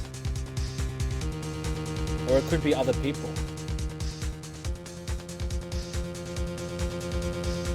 It's there in the testimony. So she checked in at 8 p.m.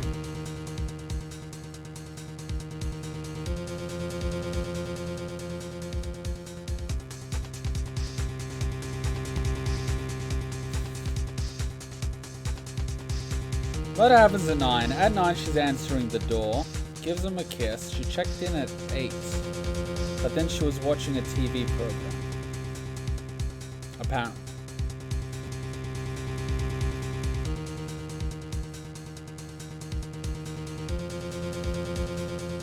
With the face he made, he must be referring to the boobs. Oh. I can't even read the testimony, can I? I can't, can I? I can't go back, can I? To read the testimony. Fuck! Should have been paying more attention! Oh! Man, I'm gonna have to go with check-in.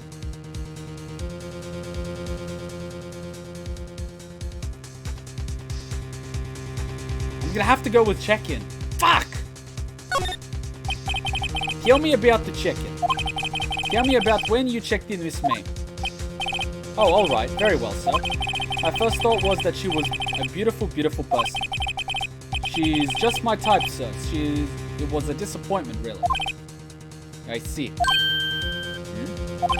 Excuse me, what exactly was a disappointment? She was with someone! The two glasses, beautiful. Well, I am not without charm, sir, but even I'd have a little chance with her lover there. What did he say? What did you say? Rather quiet. Bellboy, tell us the truth now. Did Miss May check in with another person? Objection! I object. That was objectionable. Your morals are objectionable, edgelord. Objection overruled. The witness will answer the question. I see. Why did you not mention this in your testimony? Well, sir, you didn't ask. Nice try, motherfucker. That's the sort of thing you're normally supposed to mention. Yes, quite. Indeed. It was the, good barrister there, Mr. Edgeworth, who... Go on. He asked me not to mention it if I wasn't specifically asked, sir. Your Honor, the prosecution is meddling with the witness.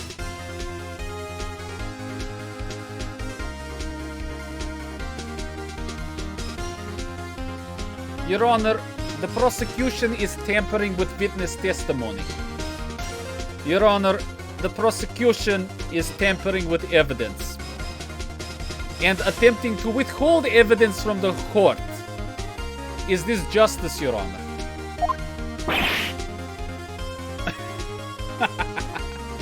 Okay, chin up, zombie boy. We'll get to you shortly. You fool! You have done it. I've won. Miss April May checked into a twin room with a man. Correct? Yes, sir. Then when you brought them room service, you didn't see that man in the room. That's right, sir. So that is how our murderer knew where the location of the documents were. And Miss April May is trying to provide evidence to frame someone else for the murder. Therefore, she's got motive. Now, according to Edgeworth, we're agreeing that Miss April May was not responsible for the murder. I agree with that, but her partner was. Now we just need to get her partner to the stand. Summon him. Now! Your Honor, we have just learned of another person involved who may have been the murderer. In light of this new fact, I hold that it's impossible to judge the defendant. Wouldn't you agree, Mr. Edgeworth? And who, Mr. Wright, is this other person? Simple. It was the man with Miss May. The man who checked in with Miss May. Now we're going places. All the places you don't want to go. Let's try to enjoy this. It's your first time. I'll try to be gentle. Your Honor, as has been previously revealed, Miss April May was tapping the victim's phone. Yet, Miss May herself has an alibi at the time of the murder. However, that does not clear the man that was with her. The bellboy saw no one else in the room at the time of the murder, Your Honor. Alright, what a convenient little setup, but it's too late. Too late? I suppose you'd like it if it was too late, wouldn't you? After all, it was you who hid the presence of the other man from the court.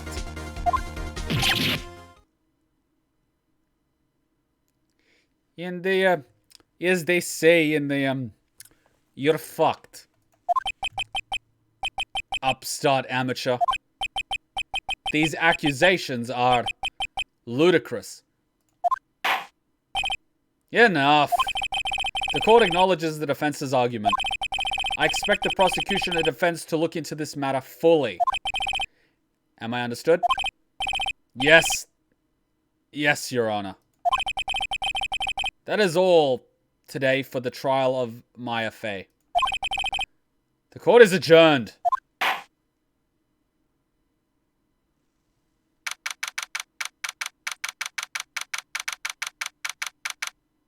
Time to do some investigating. You bought another day in court, Kuma. Hell yeah, you could buy a lot of things from a Twitch thought.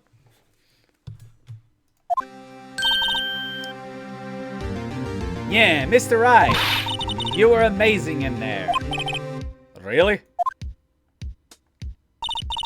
I think I might be your newest fan. Oh, I was just doing my job, you know. Then again, that other attorney was pretty cool too. Huh?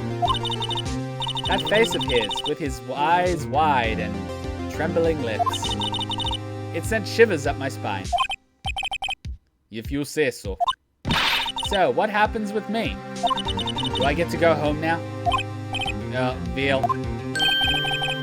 No, I don't think so. Not yet. Oh, I see. But I got a great lead in today's trial. A lead? That man with Miss Fair, he is the key. Oh, I get it. What happened to Miss May after that anyway? I heard they arrested her. I guess she's learning her charms won't work everywhere. She's probably at the detention center now. I have to go down there later and get her sent to Gulag. Anyway, this case is far from closed.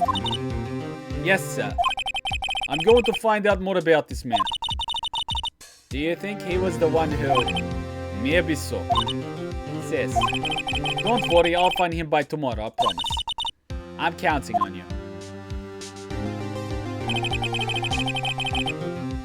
I asked for a full record of April May's testimony. I thought it might come in handy during the trial tomorrow, so I can hang Edgeworth by the noose he has created with his silk scarf. But now that I have it, I'm not so sure. Most of her testimony was all lies. In fact, there's only one part that hasn't been stricken from the record. The victim dodged an attack and ran through the right, but she was caught and struck. I don't know how much good this will do at all. Anyway, time to hit the pavement and do some investigating. Maya doesn't belong in the detention center. It's up to me to set her free. Whoa! Whoa! Wait, didn't it just save my progress? Oh my god!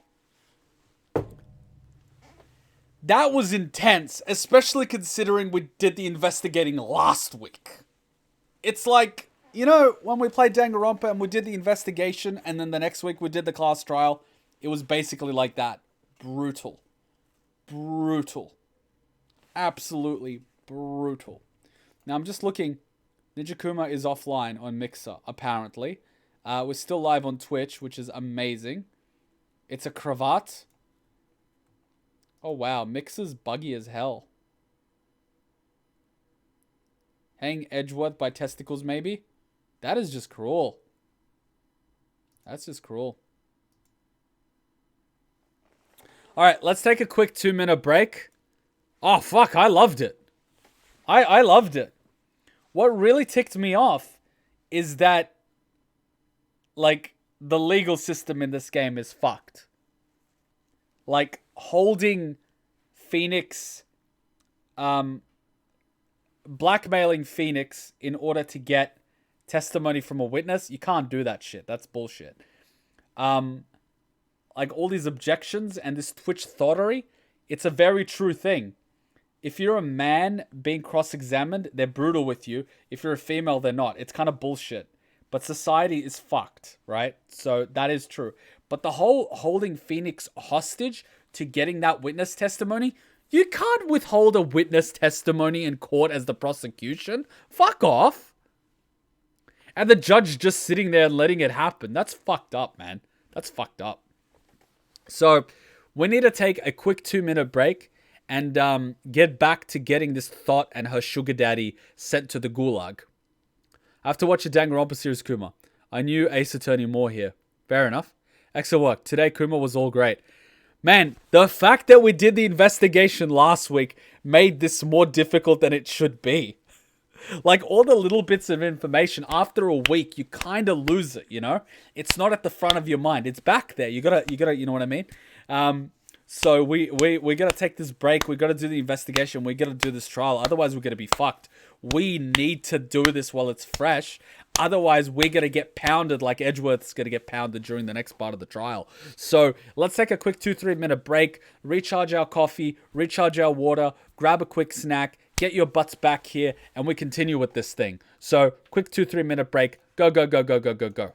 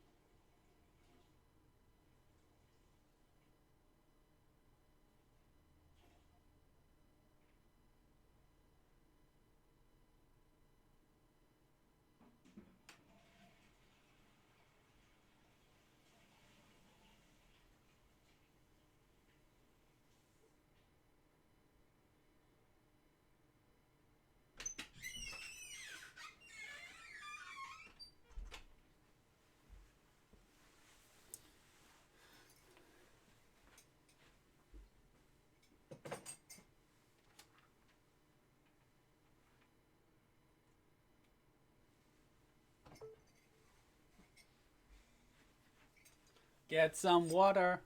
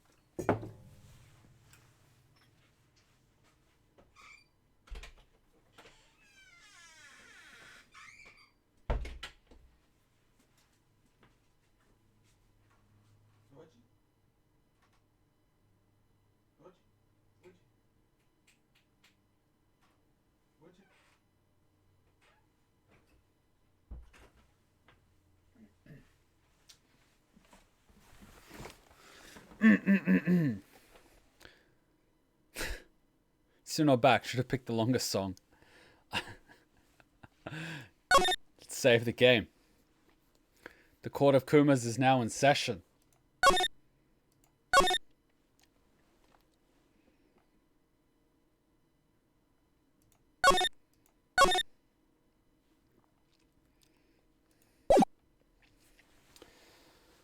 Woo! September 7th, 311. Detention Center, visitor room. Well, hello.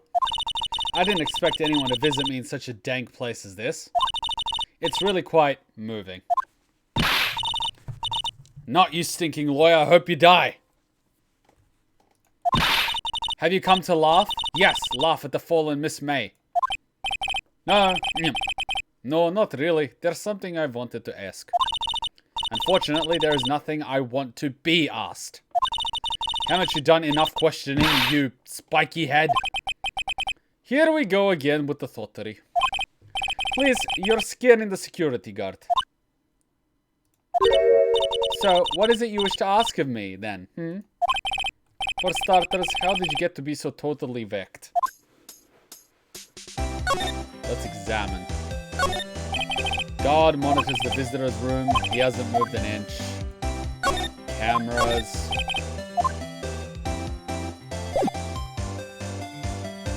talk. The man. About the man who stayed with you in your hotel. Can you tell me about him? Where is he? Come on. No way, Jose. Maybe if I had something to get her to talk. The wiretap. Why did you place a wiretap on Maya's phone? Oh, when you say it like that, it sounds so cold, so criminal. Tapping people's phones is a crime. Oh, and I suppose you learned that in lawyer school. Creep. This woman's impossible to talk to. Your attitude. Sir, why are you so angry? I mean, you don't look like a bad person. Oh, that does it. Bottom-feeding, scum-sucking lawyer.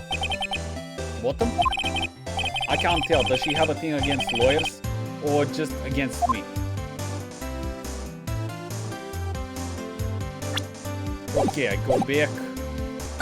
I present.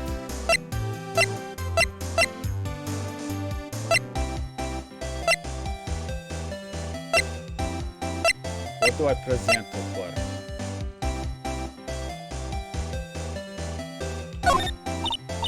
Hey, guess what? Actually, I really hate your guts. So get lost, because, well, I'm not cooperating. Thanks, I noticed.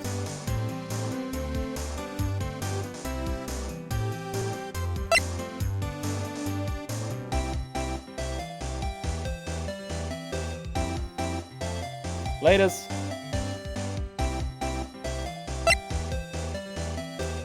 I'm missing something here. Yeah, guess what? I'm actually... So maybe if we gave her like a Twitch donation, she would. She's like one of those thoughts that will talk for money, right? Like, she doesn't want to talk to us, but she's talking to us, waiting for money. I don't want to talk to her. She's not a human being. Back, back. Move. Office lawyers, Gatewater Hotel. Grossberg, Gatewater. Okay, let's go investigate. September 7, Gatewater Hotel, room 303. Ah, welcome, sir. Quite the performance today, if I dare say so myself. Oh, no, thanks. Sorry for putting you on the spot like that. No, not at all, sir. Your efforts today can only help the Gatewater's rep, as they say. Yeah, rep? Yes, our reputation will swell as the hotel where the murderer used the wiretap. We can charge a premium for the room, of course. It will be great for business, sir. Whoa, Miss May hasn't been charged with murder. I, too, will become famous. The bellboy who brought the murderer iced coffee. Why do I feel like we're both stuck in the same bad dream? So, you are our honored guest. Please let me know if there is anything I can bring you. Talk. Miss May. How's my day been?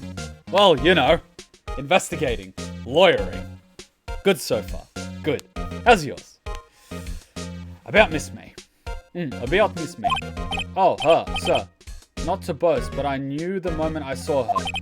She'd do it, I said. Do what? I'm starting to think the most suspicious person here is this guy. The man with May. I wanted to ask about the man who was with Miss May. Ah, yes. He struck me as a real lady killer, if you'll pardon the expression. I knew it from the moment I saw him, sir. He and I are of the same ilk. Both carry the scent of danger. There we are in total agreement, Mr. Psycho Bellboy. If you had a photo of that man, I'm quite sure I could identify him. A photo, Could you tell me about this hotel? Absolutely. And on that subject, I have an excellent idea, sir. Currently, this hotel is known as the Gatewater. I propose that we add a subtitle.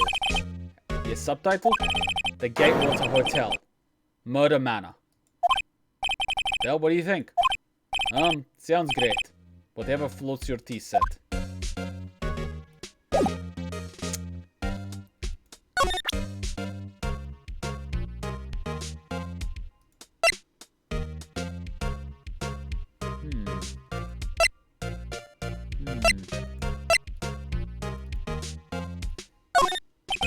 I'm sorry.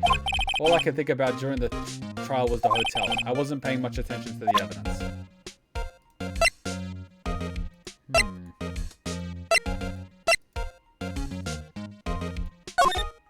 I'm sorry. I wasn't paying attention.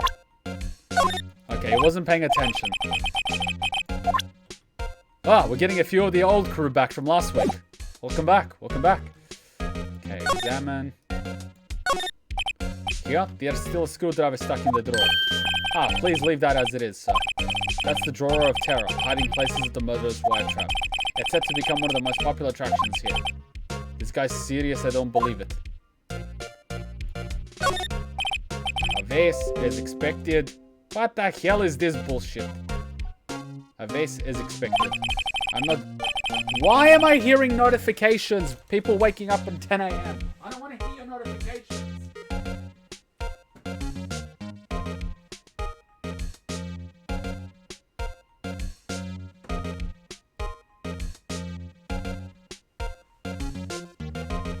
Jesus Christ. They wake up at 10 a.m. and then they're asking me, ooh, what are you doing tonight? It's like, well, I asked you on Tuesday if you wanted to do something on Friday, Saturday, no response. And then come Saturday morning, you have no plans and you're like, oh, what are you doing? It's like, fuck off, mate. Ah, yeah, I see you're on Twitch and on YouTube. Nice. Why is this stupid bloody Reddit crap popping up on my desktop? Not good with flowers. A bottle and 2 glasses. Why hasn't he cleaned this up by now? Ah, I beg your pardon, but if you could please refrain from touching those. It's part of the decor. I call it the last drink before murder. We'll be famous. The talk of the hotel industry. This guy's a nutty motherfucker. Nice weather today. I can see the Fainco law offices, of course. Ah, yes, we plan to install a telescope in that window, of course. Just $5 will earn you 3 minutes of a view to kill. Just kidding, sir. Oh, ho, ho, ho, ho. By that look in his eyes, I'd say he was more than serious. This guy's insane. A simple bed has been recently made, nothing eye-catchy here. Painting, still life, whatever. There's sort of nothing here. There's really nothing to talk to him about. And he's not paying attention to anything. So I should definitely go... Let's go to Grossberg. Oh, the painting's gone. What the hell? Looks like Grossberg is out today. Again, maybe he's avoiding me for a reason. Who the hell is this? What's this? Old photos? There are 2 lying here. Something's been written in pencil on the backs. DL6 Incident Exhibit A. DL6 Incident B. Let's take a look at these. I'm sure I've seen this person somewhere. Perhaps I'll borrow this photo. I'm sure no one will miss one little photo. And it might be a valuable clue. I'll take it for now. DL6 Incident A written in pencil. A photo lies on the desk. Maybe I should switch it with the one I took.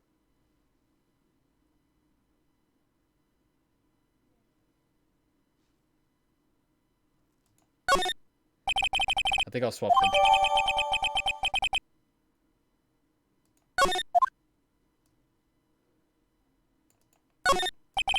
I would take both. Wait a second. Wasn't there a giant painting hanging on the wall? Yeah. It was a painting of...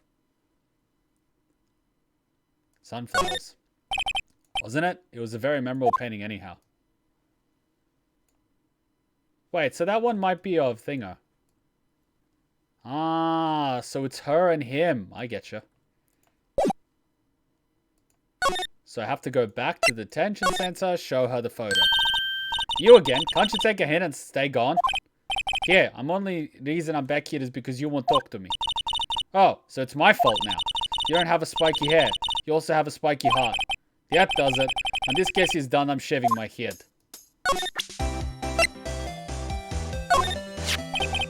Here, have a look at this. Look, I said several times, I'm not telling you. Bingo. Spaghetti. Where did you... Aha, a reaction. This is him, isn't it? What? Who? When? Why? It is him. This is the man who stayed in your hotel room the night of the murder.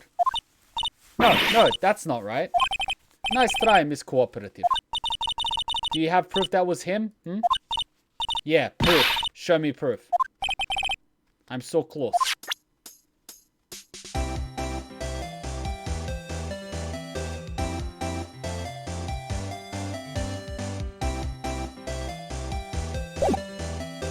I don't know how to show the proof. I'll be at the man who stayed with you in your hotel room. Can you tell me about him? Where is he? I'm not telling. Look, he's being accused of murder. I don't think you want to be protecting him. Would you have sold out the late Miss Faye to the cops? No. See? Yeah. Maybe if I had something to get her to talk. But why don't they let me get the other thing? Why won't they let me have the other photo? Your photo on the desk. Maybe I should switch. Someone's calling me. What the hell?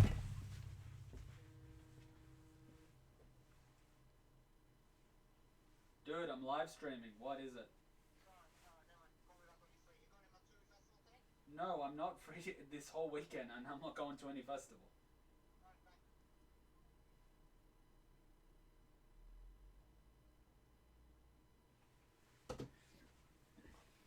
God damn it. People know that I live stream. Like, Jesus Christ, just check my channel.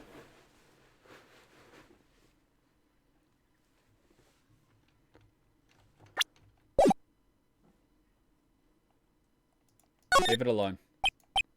No, on second thought, I better not. Wait a second. Wasn't there a giant painting hanging on the wall? Yeah, it was a painting of Fisherman. Wasn't it? It was a very memorable painting anyhow. It wasn't Fisherman. It was like a guy in a straw hat. It wasn't Grossberg. Ah, screw it.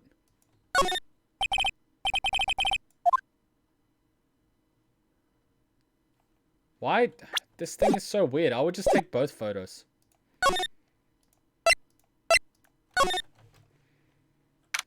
September 7th. Looks like forensics is taking the day off today. Detective Gumshoe's nowhere in sight. The police really gave this place a workover though. I doubt there is any valuable clues left. Suppose it can't hurt to look around though.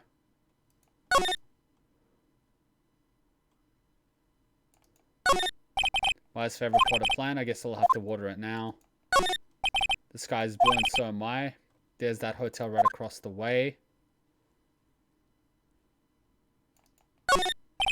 Maya's desk perfectly clean. As always, the only thing that it's missing is Maya.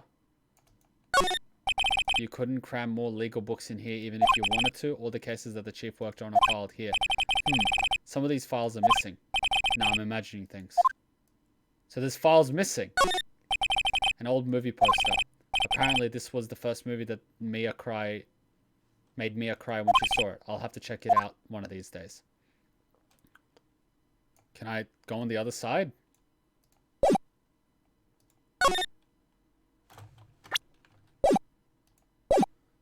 The only thing I can think of is that I need the other photo to talk to her. But, like, that's the thing. Can I move? See, I can't move.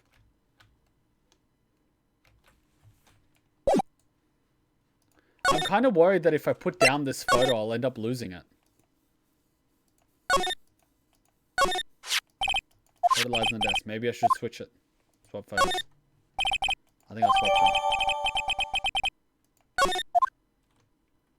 Why on earth would I not take both? That is so weird. Oh no! I can talk to the guy and show him the photo. I can go to the hotel and show the guy the photo. How?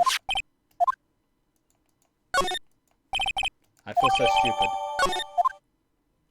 I go back. Man, this is like one of those games we used to play for free on the internet where we were in like primary school. You know, the ones that you play for free on Newgrounds? That's the style. Take a look at this photo. Wait. Is this you?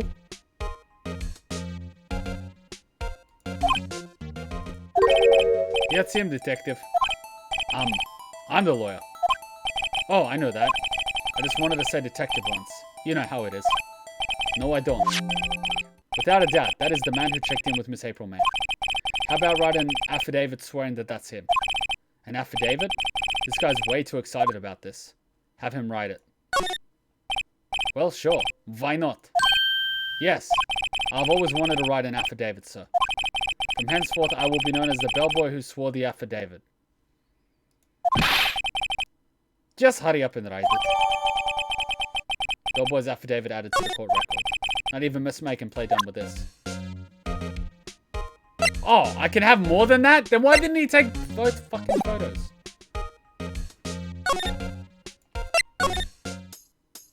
Talk. Back. Rant. Evidence. Would you have a look at this? What's that? The bellboy's affidavit. It tells us everything you saw. Such as the man you checked in with. He was the most definitely this guy. Now I'm getting somewhere.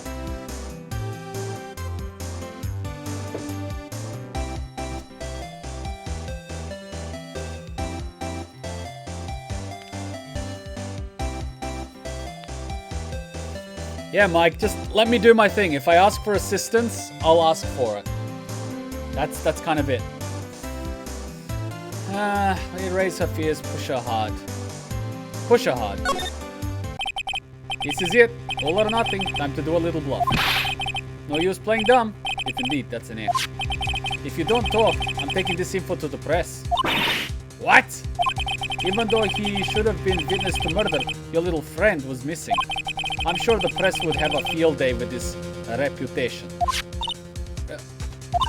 Oh, fine. I'll talk. You win, lawyer. Yes. Man, that felt good. It's great to be alive. Why are you pumping your fists in the air? Now tell me about the man you were with. That man is my boss. Red White, the president of the information gathering conglomerate Blue Corp. Red White? Information gathering? Well, I suppose you could call it a detective agency. So this is the man that was with you the night of the murder. I'm scared to talk. I don't want to end up like her. It's okay. I'll just ask Mr. White himself. Can you tell me where Blue Corp is located?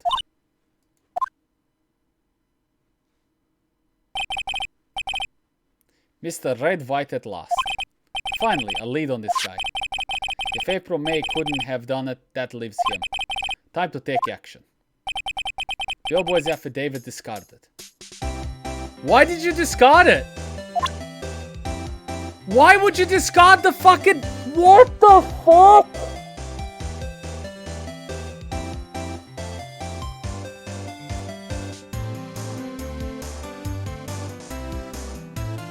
Why would he discard the fucking affidavit when he proves he's on the fucking scene of the fucking cunt?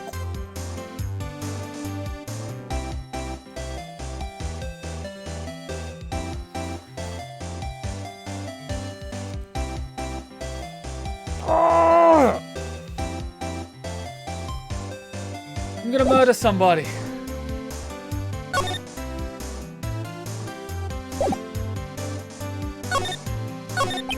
Why did you place a buy there?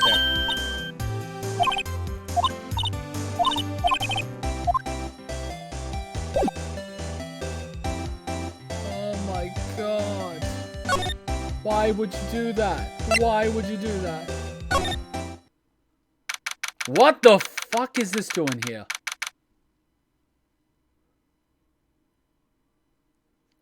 What the fuck is this doing here? Did Grossberg get hired in Blue Corp? CEO's office. What's with the surreal decor? Welcome. Please furnish me with the title of your personage. What the? Your name. What's your name? I just inquirably asking the title that you go by. Yeah, Wright. Phoenix Wright.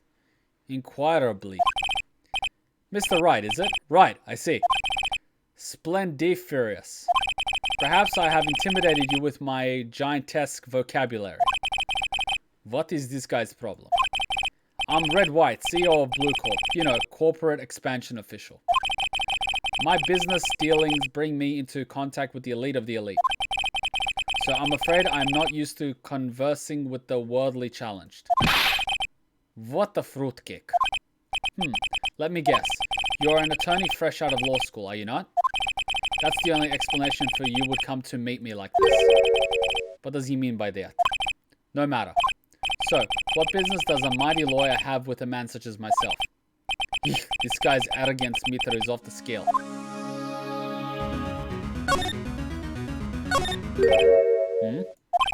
Haven't I seen this somewhere? Is this a replica? Ridiculous. I have no interest in anything but originals. That right there is a bona fide original, worth 5 million for sure. An impressive lineup of trophies. Judges Special Runner-Up, Best Participation. Judges Cooperation Award, Special Good Try Prize. The words Judges and Special kind of stand out. A statue of a man holding up the world. The Blue Corp sign certainly stands out. The model for the man is, of course, Mr. White. Truly a work of art, but probably too beautatious for you to appreciate, correct? I think it's a little too beautatious for just about anyone to appreciate.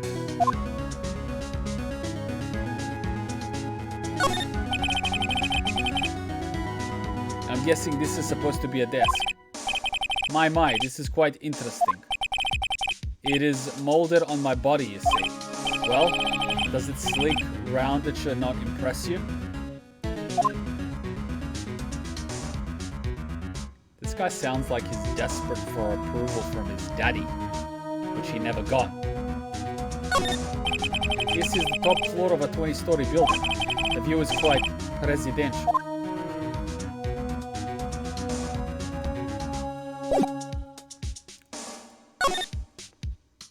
Blue Corp.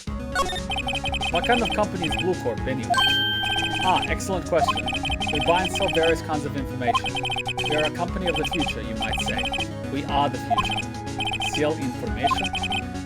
In just 10 years, I've built this business up into the grand office you see now. In case you were wondering, Blue Corp was named after the color blue.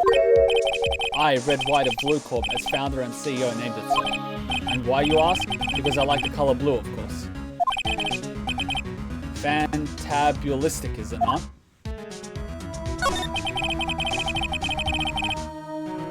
Red, White of Blue Corp, so we have found Matt. Lol. On the night of the murder, were you in Miss April May's hotel room? Who can say? I seldom pay attention to mundane details such as time and place. My motto is, don't worry, be happy. Still, Mr. White, the hotel bellboy has stated on record that he doesn't remember you very clearly. No matter, the bellboy can say what he pleases. I still won't talk to you. If you want me to speak, put me on the witness stand. Although I doubt you'd be capable of doing that. He raises a good question, actually. Why didn't the prosecution call him as a witness? You should have seen the same thing as April May. Oh, ho, ho. The police, the courts. To me, they are mere toys. Playthings for my amusement. Miss May is an employee of Blue Corp, is she not? Correct. She was my secretariat.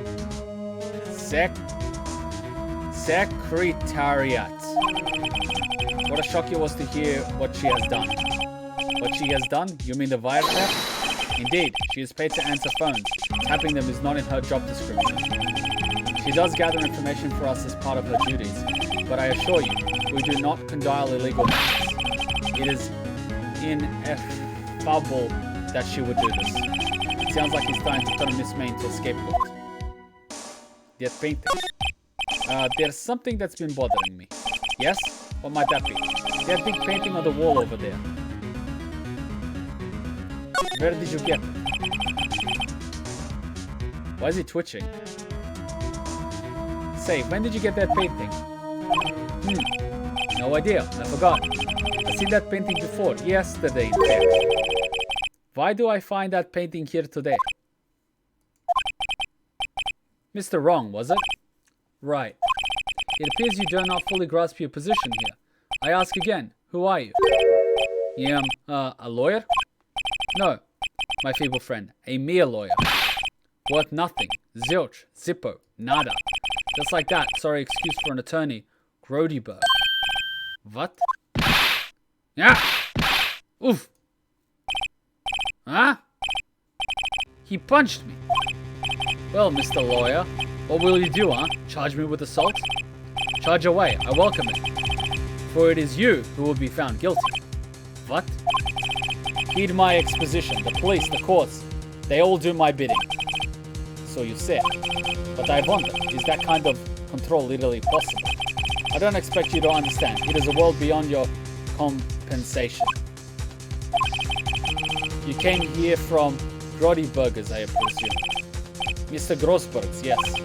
And you must ask him, why is it that this painting of his hangs here? Perhaps then he will tell you. Perhaps he will explain how a man can live life purely for personal profit. Go now. Skedaddle. There is nothing more to discuss.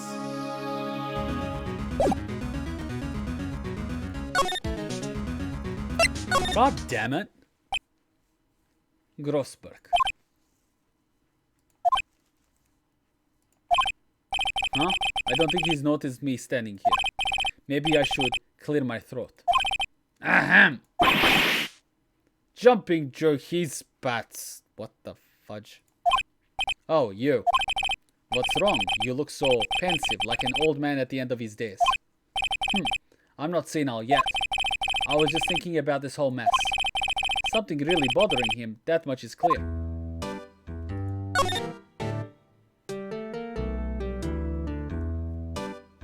Today's trial.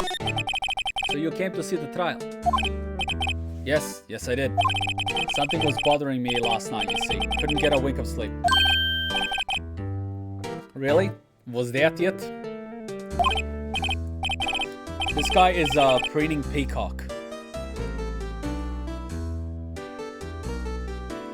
What he's subtly trying to say is the police, the courts, the papers, they're all my bitches.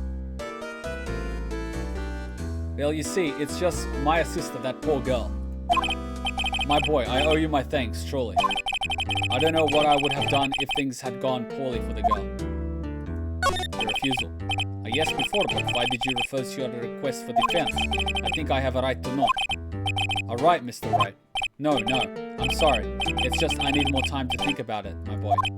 He does seem troubled about something. I'm starting to have a feeling I know what it is. So, I paid Mr. Bluecorp a visit. Oh, I see.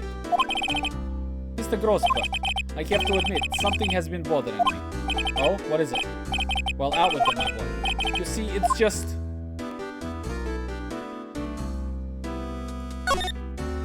Mr. Grossberg, sir. There was a giant painting hanging there the other day, was there not? The one you said you had no intention of parting with. Well, I saw it today. It was in the CEO's office at Blue Red White's office. So you noticed. I suppose I should have guessed you would. It is a large painting. Mr. Grossberg, I know you and Mr. White are connected somehow. Connected, you say? Yes, and I know what it is.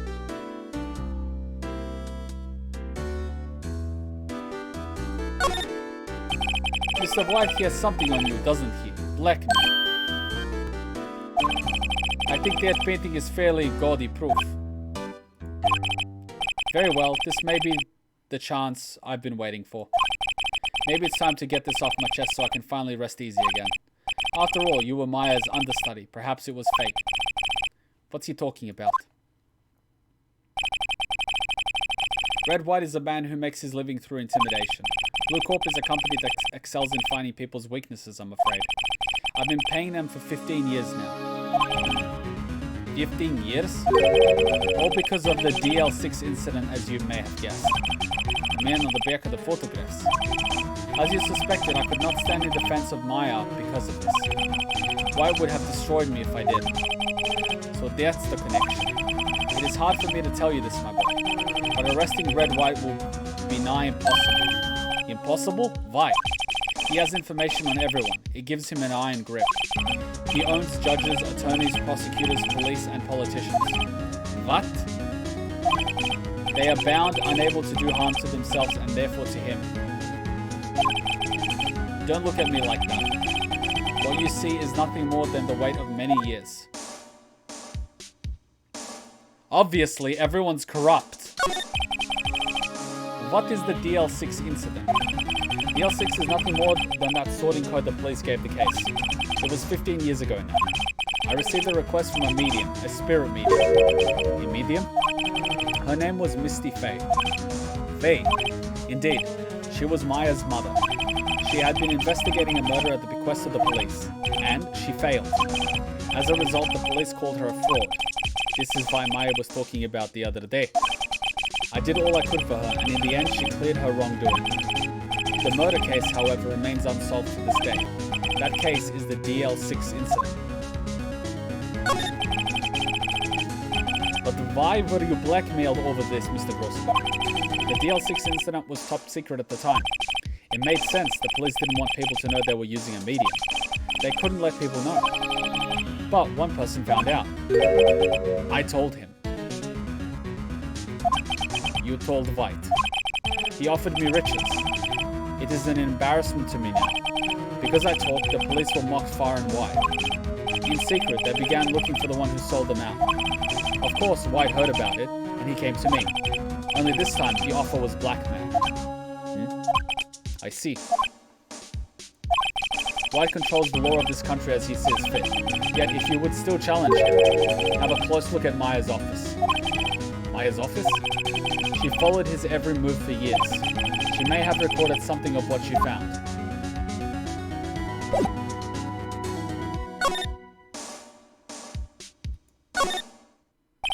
It's funny, looking at this room seems normal. Mr. Grossberg said there would be clues here. Maybe I should have another look. All these cases the chief ever worked on a file here. They're in alphabetical order. Let's take a look. Which file should I look at? AIJSTZ.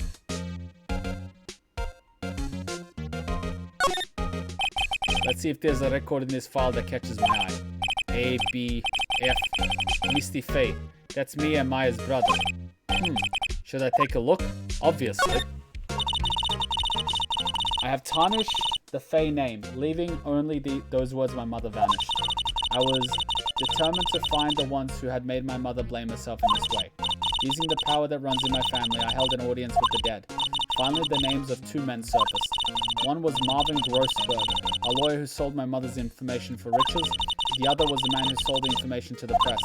This parasite who makes his fortune on threats and coercion. His name is... the record stops here. So Maya knew Grossberg. All the cases? JDS, nothing much here. Skim. Sigh. Well, no harm in flipping through a bit, I guess. The biggest part here at the end is suicide. Ew. He has a collection of suicide reports. There's politicians, policemen. There's writing on most of these in pencil. Wright.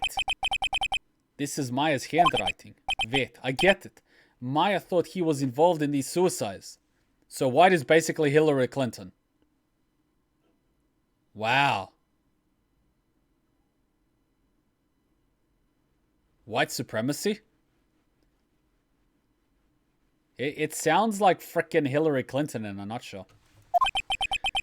White drove them all too. I can use these newspaper clippings. Let's find the most disturbing one. Newspaper clipping about politician suicide. The word white is written in pencil at the top. Shall I check Maya's files? Check them. Which file to check? T to Z. T. I know. White. The entire W section is missing. Was it taken? No shit it was. No shit. See, why did he destroy the affidavit? That would place the guy here.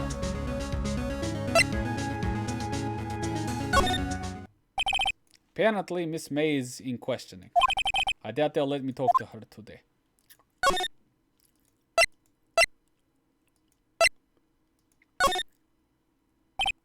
Well, aren't you persistent? Sorry, but there's something I have to ask you. Mr. Lawyer, I really hate having to repeat myself, but it seems that the message has not yet penetrated your thick skull, so stop bothering me. If you try my patience further, I fear a nasty accident may occur. Do I make myself clear? Transparent.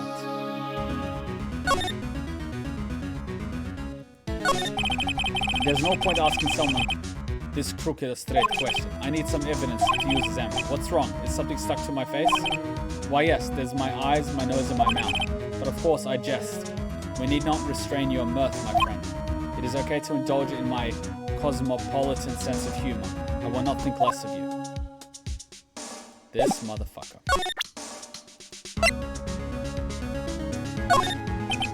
This is the only clue that Maya left me. I better make this one count. Mr. Wright, see this? It's an article describing the suicide of a politician.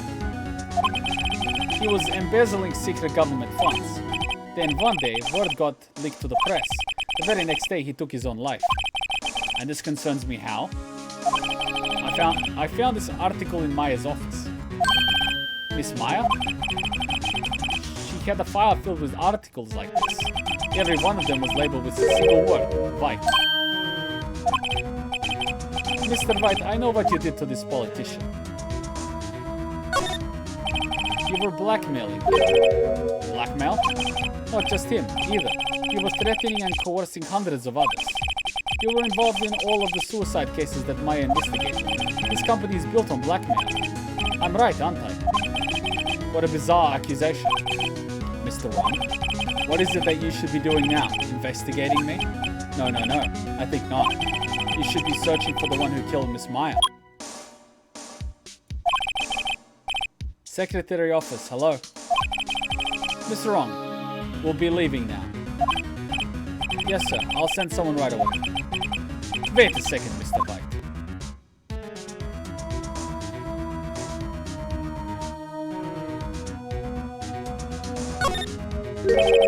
You're wrong, Mr. White. Excuse me? What I should be doing now is going after you. Just what are you insinuating? Maya was onto you. She was keeping tabs. For this reason, you had April May tap her phone. Then, Maya was murdered, and all the documents about you mysteriously disappeared. So the culprit would be... Even a child could work it out, Mr. Wright. You did it. Secretary's office. We won't be needing an escort for Mr. Wrong. Instead, please connect me to the public prosecutor's office. Of course, sir. One moment, please. White, that you? What are you doing calling me at a time like this? Hello, Chief Prosecutor. I've changed my mind. I want to testify tomorrow. What's this about? The Maya Fey case. I witnessed the murder, you see. And thus, as a very important witness, I would like to testify. What? Why now? I thought you said you didn't want to go to court. Quite, dude. I told you I changed my mind, didn't I? Oh, and the other thing. Send the police over here right away. The man is standing right in front of me. He looks dazed, but could be violent. What? What man? Are you even listening? The executioner, the hatchet man, the liquidator, the killer man. What? Mr. White, this isn't another one of those. Chief Prosecutor, I do not believe you are in a position to freely offer your opinions to me, correct? I'm telling you to send the police, now. Did I not tell you, Mr. Wrong? You're a mere lawyer. And Miss Maya. How dare you? I'll point the finger at you and you will be tried as Miss Maya's killer. The case is as good as settled. No lawyer of any worth will defend you. I have friends in the local lawyers association, you see. You'll begin of a lawyer so stupendously inept that they make even you look competent. I feel faint. Detective Gumshoe reporting, sir. Ah, Butts, Harry Butts. Right, actually, Phoenix Wright, and my friend's name is Larry. Oh, right. Sorry, pal.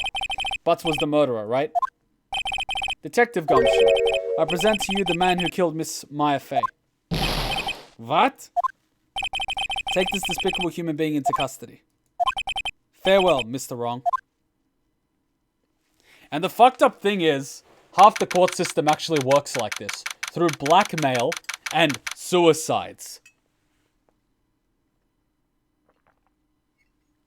This is fucked up.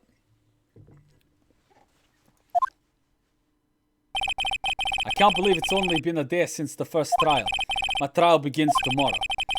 Wright's going to set a trap for me, and the prosecution will be in on it, of course, Edgeworth included. An attorney was assigned to me by the state yesterday. I refused. I had an idea. Yeah, right. Mr. Wright. Go on, Maya. Great, they let you out of detention. Wait, she's in detention. I'm supposed to be in detention.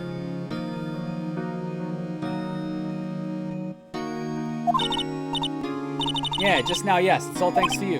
Here, now I'm afraid we've switched places. Yeah, you mean you? I explained what had happened to Maya. I don't believe it. How many people does that man need to destroy because he's satisfied? My mother, my sister, and now you. This has gone on too far. Mr. Wright, please tell me, is there anything I can do? Veal. Break me out of here? That's just gonna show you're guilty. Defend me in court. Alright, you can be my defense lawyer tomorrow. What? No, I mean be my fucking witness. Yeah, alright. Huh? Leave it to me. I'm Maya's sister after all. Lawyership runs in our blood. Wasn't it ghost powers that ran in your blood? I'd better run to the bookstore and pick up a copy of Law for Rookies. Wait. Yeah, what? I'm kidding. Yeah, I'm kidding. It was a joke. Yeah? No way. No, really, I was kidding, but thanks. It's good to know you're on my side. And there really isn't anything you can do for me anyway. Yeah, but I can't just sit here and do nothing. I've got to give that man a piece of my mind. Just a piece? Okay. Then come to the trial tomorrow. Okay, I'll be there. I'll show them a thing or two.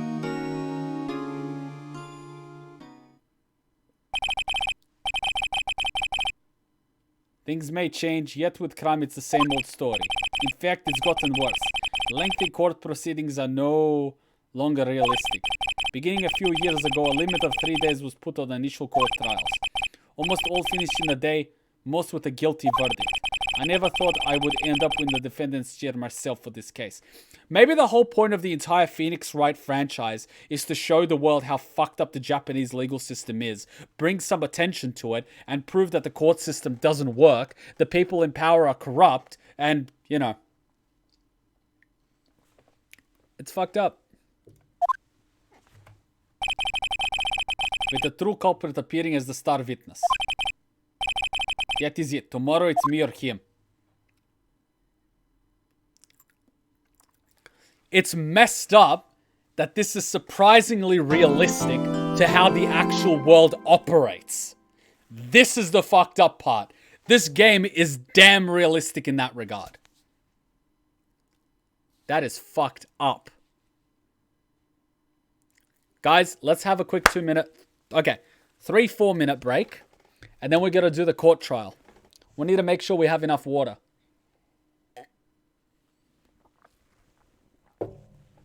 Otherwise, we're going to be screwed. Take a quick 3-4 minute break. Get your snacks, get your water. We're going to go into that trial. I have a feeling it's going to be a crazy one. But if we wait till next week, we're going to be fucked. Oh, thanks for the donation, by the way, Kaiser. Much appreciated. I was just in the middle of it. Oh my god, this is going to be intense. This is going to be intense. Quick 3-4 minute break. Let's do it.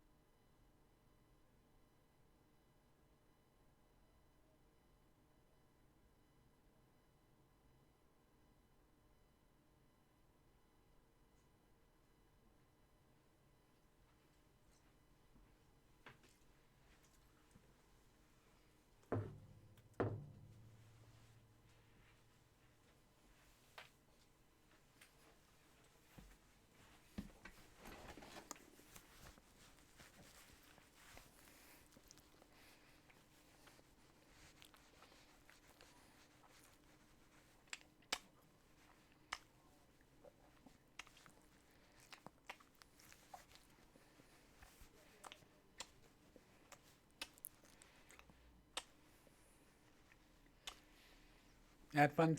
You want to say something, Cheeky? You want to say something, Cheeky? You want to say something? Hmm?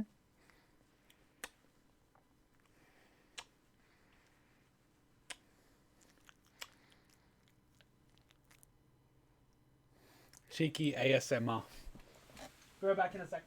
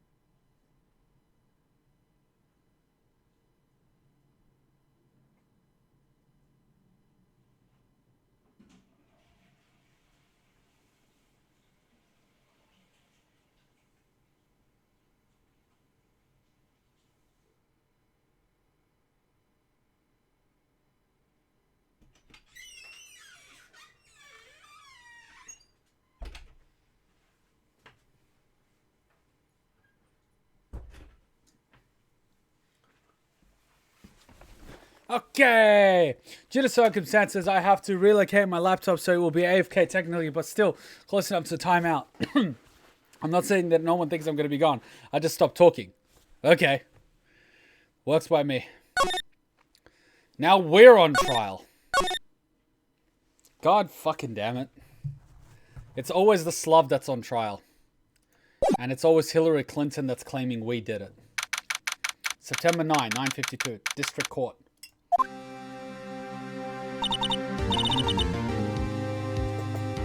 Yeah, well, I guess this is it. Yeah. One way or another, this case gets decided today. Yeah, Phoenix, look. Prosecutor Edgeworth? I received a call from the Chief Prosecutor's office yesterday. I was told that whatever Mr. Wright says today, it will be the absolute truth. No matter how you try to attack his testimony, if I raise an objection, I have it on good faith that the judge will listen to me. What does Wright have? Judge in his pocket too? So you're saying I'm going to be guilty, end of story? I will do anything to get my verdict, Mr. Wright. Anything. Yeah? Why? How can you torment an innocent person like this? Innocent? How can we know that? The guilty will always lie to avoid being found out. There's no way to tell who is guilty and who is innocent. All that I can hope to do is get every defendant declared guilty. So I make that my policy. Edgeworth, you're an idiot. You've changed. Yeah? Phoenix, you know him? Don't expect any special treatment with Phoenix, right? Yeah, Phoenix? Well, court will be starting soon. Yeah, what? But wait. Your defense attorney isn't even here yet. They're not... Yeah, I'll be defending myself. What? Okay, let's do this.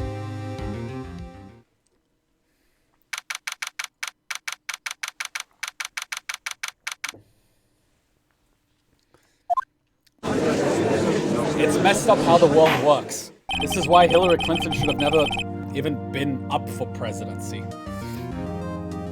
Court is now in session for the trial of Mr. Phoenix Wright. The prosecution is ready, Your Honor. The defense is ready, Your Honor. Mr. Wright, are you sure you're up to doing this? Yes, Your Honor, I will be defending myself. Understood. Very well. Mr. Edgeworth, your opening statement, please. As the details of the event are already quite clear to the court, today we will hear the testimony of a witness to the defendant's crime. I see. The prosecution may call its witness. That went far too smoothly. Why didn't the judge ask Escort why his witness didn't testify before? It's like he already knows why. If anyone's going to raise an objection about it, I suppose that's me. Mr. Edgeworth, you own an explanation to the court. Why didn't this witness testify in the trial against Miss Maya Fey? I'm ever so sorry. Mr. White is a busy man, and besides, at the time, I thought that Miss May's opinion was all that would be needed. Again, my sincerest apologies to the court. Excellent, Mr. Edgeworth. I appreciate your demeanor. Great. He gets to show off and I get nowhere. I would like to call Mr. Red White to the stand.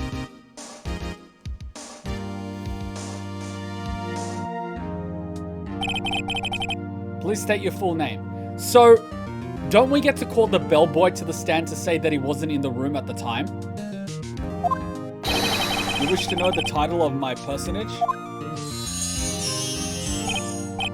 Your name.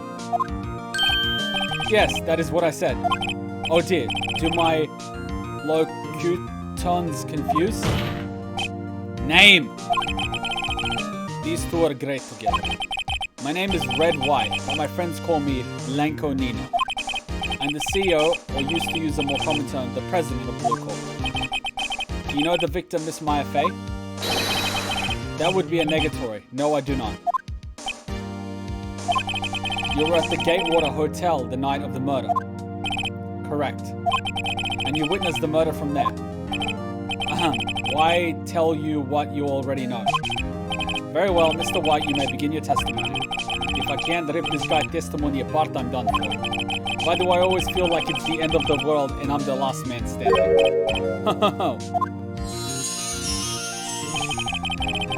I hope you have made your peace with God, Mr. Lawyer. Yeah, let him have it, Phoenix.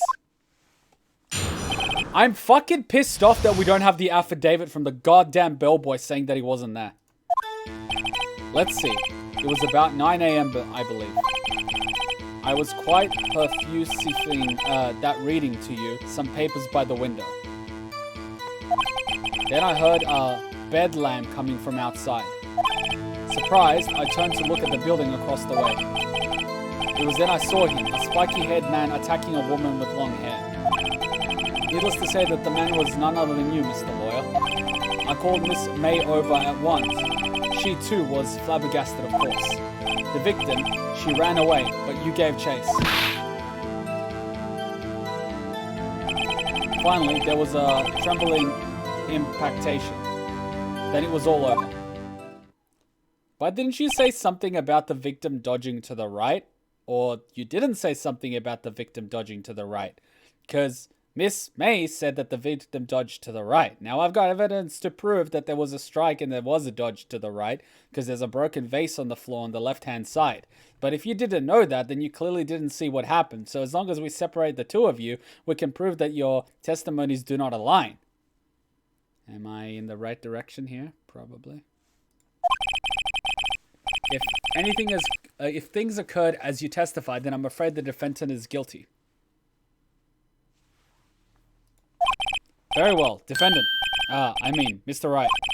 The cross-examination. Yes, Your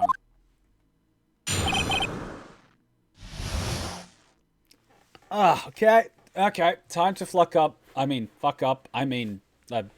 Dethrone this Hillary Clinton-looking motherfucker. Let's see. It was about 9, I believe. All right, let's. Hold it! How do you know what time it was? Because I'm always absolutely, positively perfect, you know? No, you're not getting away with that. You are so mistrusting, Mr. Lawyer.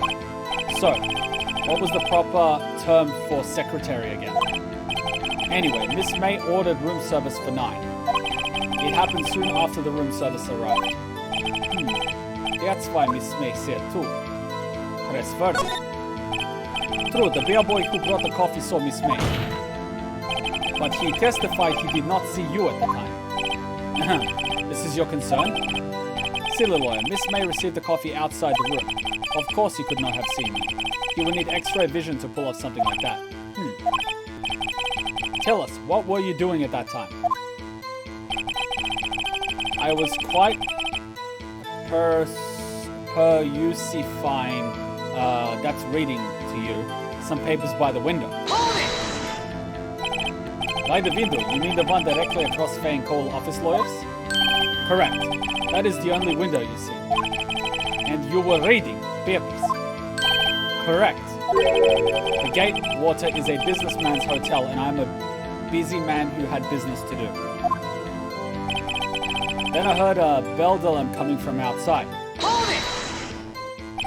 A Beldalam? It must have been when you attacked, I assume. We see. Continue.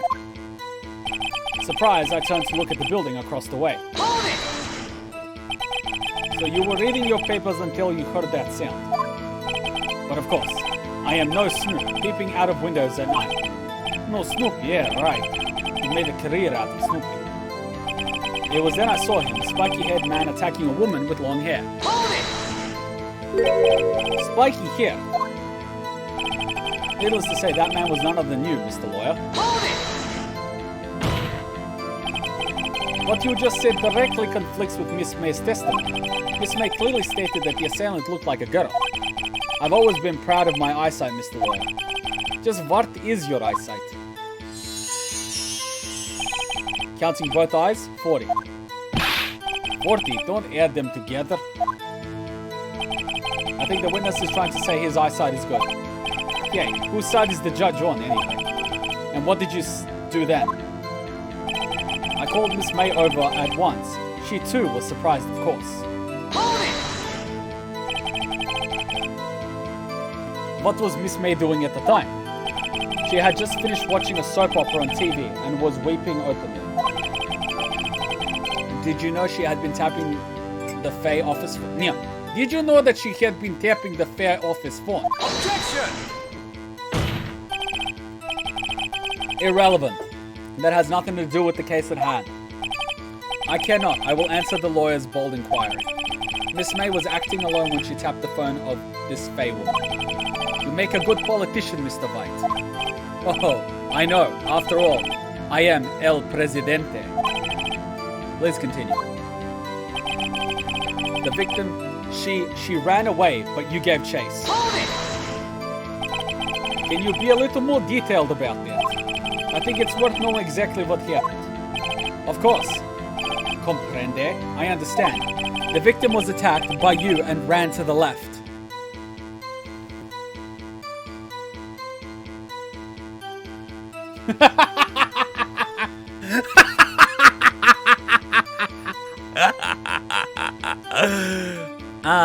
Yes, she did run to the left, from your point of view, from inside the building. But from the outside, it would appear as though she ran to the right. Instinctively, you answered that she ran to the left because your point of view was from inside the room. Bingo.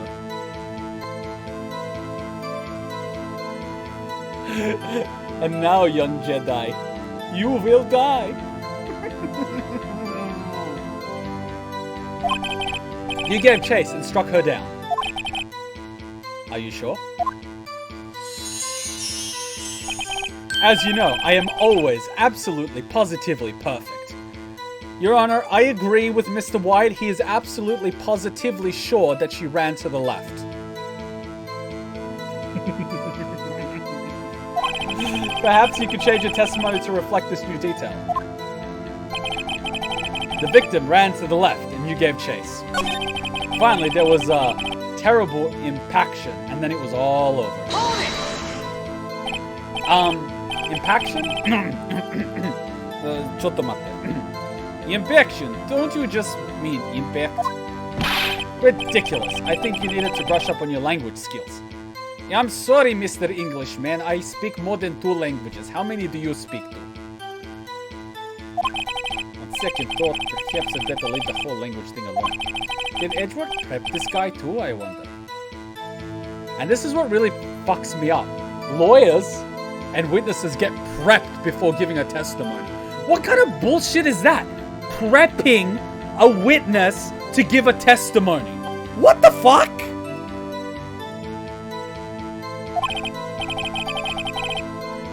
Anyway, I better find a weakness in there. I'm just calling this now. It is fucked up that the prosecution can withhold evidence, tamper with evidence, tamper with the witness, prep the fucking witness?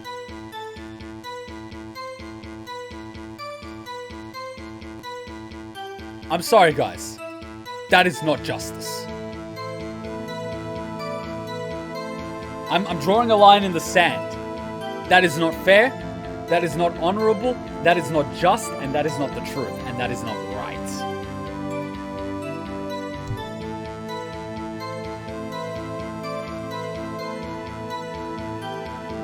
It is about 9. I was quite downhearted. Then I heard a I was surprised at I saw him attacking my arm.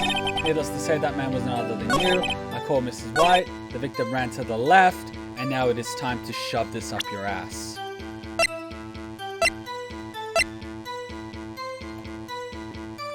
Objection! Wait right there, Mr. Clinton. You've dug your own grave. What is this? You said the victim ran to the left. But that directly contradicts Miss Faye's testimony. She clearly stated that the victim ran to the right. Oh, it is simple. You have misheard her. I think not. Look at the floor plans. The killer was here, and the victim here. If the victim ran to the left, as you claim she did, she would have been running directly away from the door. She would have been running into a dead end. Don't you find that a little odd considering that it was her office and she knew the layout? Now, pardon my lack of English skills, but what is that word for when you are bent over the table, a little bit like how you're standing, and you bend over like this, almost like you drop the soap, and the big man behind you pulls down your pants, gets his big cock and shoves it up your ass. What is the term for that? It starts with F. Your something. Your air. Something F. What is the word for that? You would be making that expression when the cock enters your ass. What is that word? I don't know the word. It starts with F. I'm sorry. My English skills, my vocabulary is very small. I am a very, very stupid man. I cannot think and use words in such a creative way as you can. Very strange. I did see her run to the left. I did. No. I do not. You are not a liar. You did see her run to the left. Because you were the killer. And by the way, when you dye your hair, don't forget to dye your eyebrows. We can see you have gray hair. Yeah, Phoenix, look at his face. I don't think he's lying about this one. True. Maybe he really did see the victim run to the left. So, did he witness the killing? Wait a second. Mr. Wright? Yes, Your Honor. Miss Meyer says right, and Mr. White says left. Can you explain this contradiction to the court? Both are right. Both witnesses are telling the truth, Your Honor. For once. Ha! I doubt it. Rather, that does not clear up the contradiction. No, Mr. Edgeworth, that is not a contradiction in who saw what. It is a contradiction of where they saw it from. Perspective is everything, Mr. Edgeworth. There is the difference between knowing an absolute truth and knowing a truth absolutely. In your case, you know a truth absolutely, but you do not know the absolute truth, because you are blinded by your own fanatical belief in that you are serving justice. But there is a very special place in hell for you, and we call it Kuma's Gulag. There is one scenario that would explain their conflicting accounts. What? Obviously, the witness was not viewing the crime from the hotel. Mr. Wright, what do you mean? Yes, what do you mean he was not viewing the crime from the hotel? If he was not in the hotel, where could he have been? In the law office of Fay & Co, of course.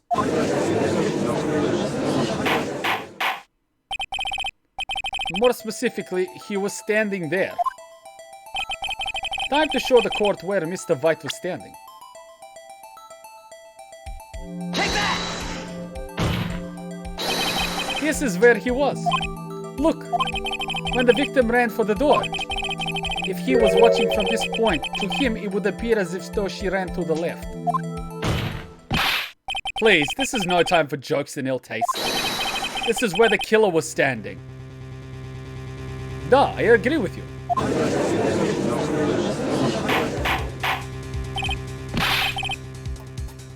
Order! I will have order! Anyone disturbing the order of this courtroom will be held in contempt and sent to the gulag. Mr. Wright, what are you suggesting?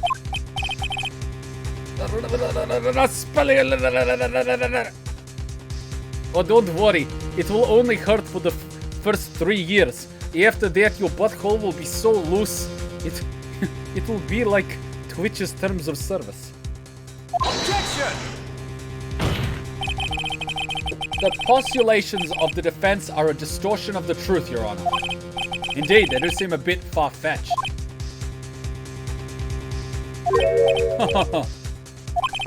You provide us with so much entertainment, Mr. Lawyer. What now? He is laughing? The hilarity of the moment made me remember something. It appears as I have been unclear, and for this I apologize. Your Honor, might I be allowed to testify once more? Very well, let's hear your revised testimony. That is absolute fucking dog shit! Once a testimony is made, it should be fucking scrutinized. Good luck, you can't fix a broken testimony. Like Hillary Clinton's whole, oh, I didn't do this. Well, here's the evidence. Oh, I can't recall, it was an intern. Fucking China's got every email you've sent from your home server just sitting there on fucking WikiLeaks. I can download it with a torrent if I want to. Oh, it's not admissible evidence. Well, you fucking started trying to delete evidence after they... fuck it. You could get sent to jail just for deleting evidence. You can't fix a broken testimony, buddy. She ran to the left. Miss May's testimony was correct, as was mine. What? When you assaulted the girl, she first ran to the left. What? And then you hit her. Savagely. That is what I saw. Next, with the last of her strength, she ran to the right. You chased her and delivered the final blow. But the autopsy report says that it was a single blow to the head. Unless, of course, you've done a third autopsy in which it changes the amount of time she was hit, and then she was somehow, mysteriously, hit in the same spot twice with the same object. Now, I've done martial arts, but landing that blow twice in the same spot on a moving target is kind of tricky.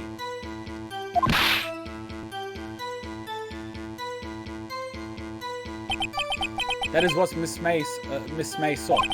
You see, you hit her twice. Don't you remember, Mr. Lawyer? That does seem to make sense. You will be cross-examining the witness's testimony.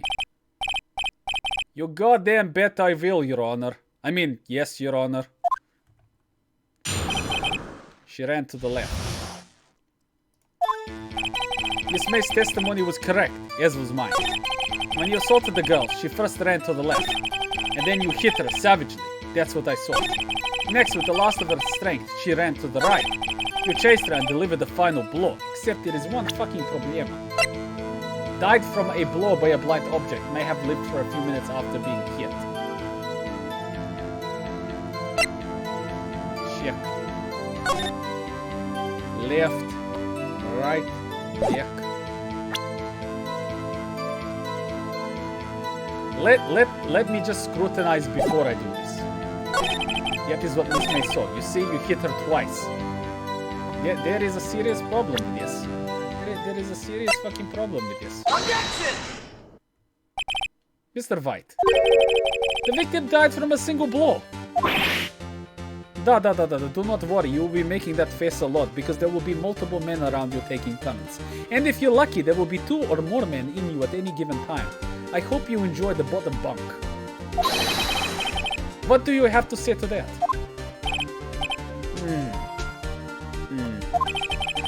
Now's my chance to hit him where it counts.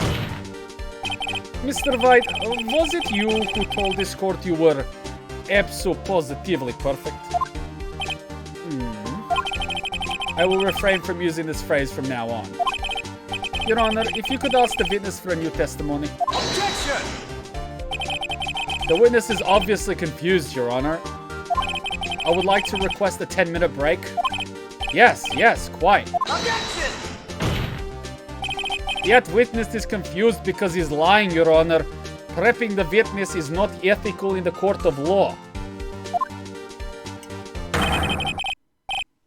I emphatically request that there be no break, Your Honor, because in prison they will not give him a break. We want justice! We want justice! Gulag! Gulag! The part where White has the judge's balls through blackmail. Very well. If the witness could care to revise his testimony. The crowd's on my side. No slipping out of this now, Mr. White. And you're going to be covered in white when I'm done with you. Mr. White? Okay. Counts. Well, see? I looked at the other window when I heard that thing fall. There's only one window. Then, the next moment, I saw Miss Maya run to the left. The killer, you, attacked her, but she dodged. And then she turned and ran to the door for the door. Then you did her in with a single blow.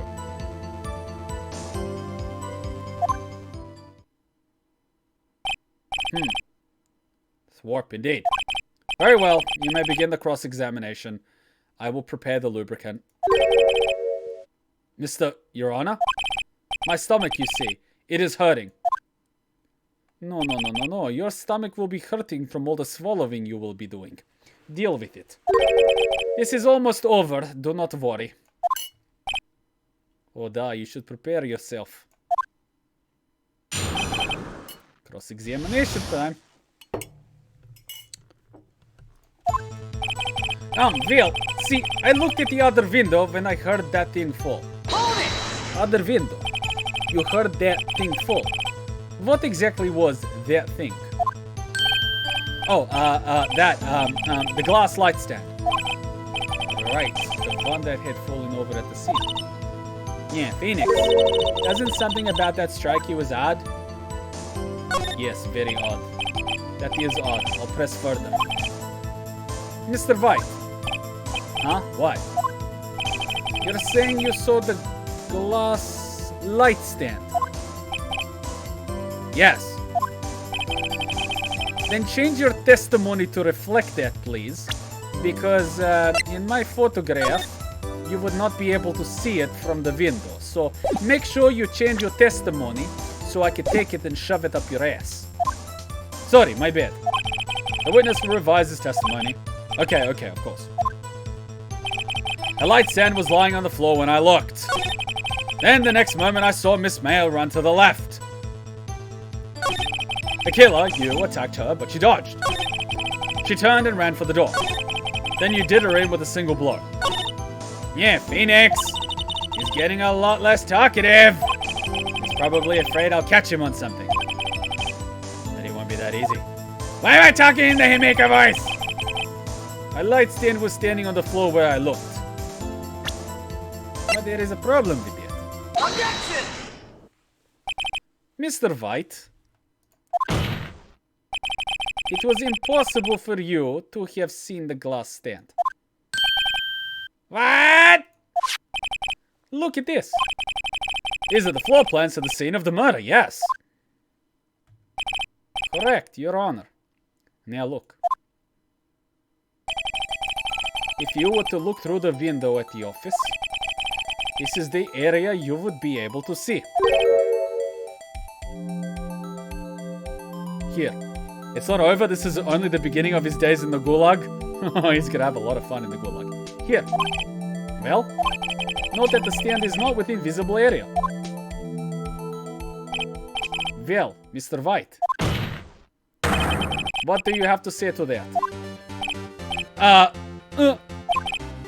Ridiculosity, Mr. White.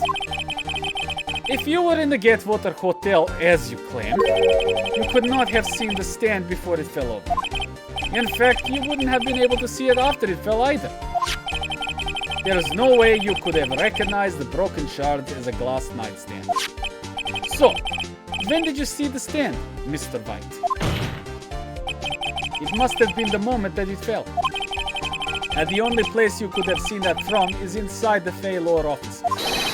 In other words, you were at the scene of the crime when the murder took place. And as you can see from his expression, that is the moment when the banana go inside the donut. Mr. White?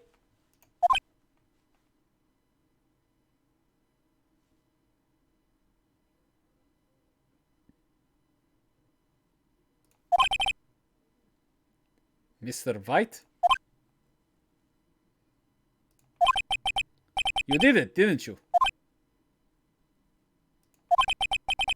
Your Honor? I, Miss Mia. Here, looks like we're about to get our verdict. Objection!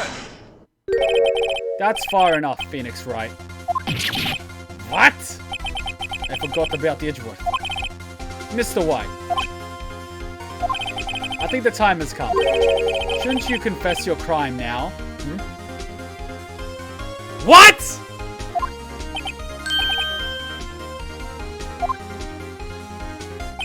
I said you should confess your crime.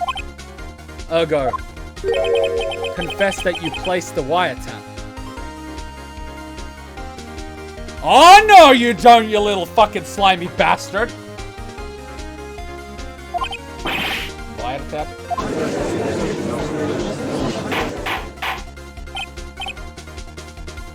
There was no wiretap in the office. Fuck off. The wiretap was in the hotel. Mr. Edgeworth, explain to the court what you mean by this. Distinguished members of the court, Mr. White is slightly confused.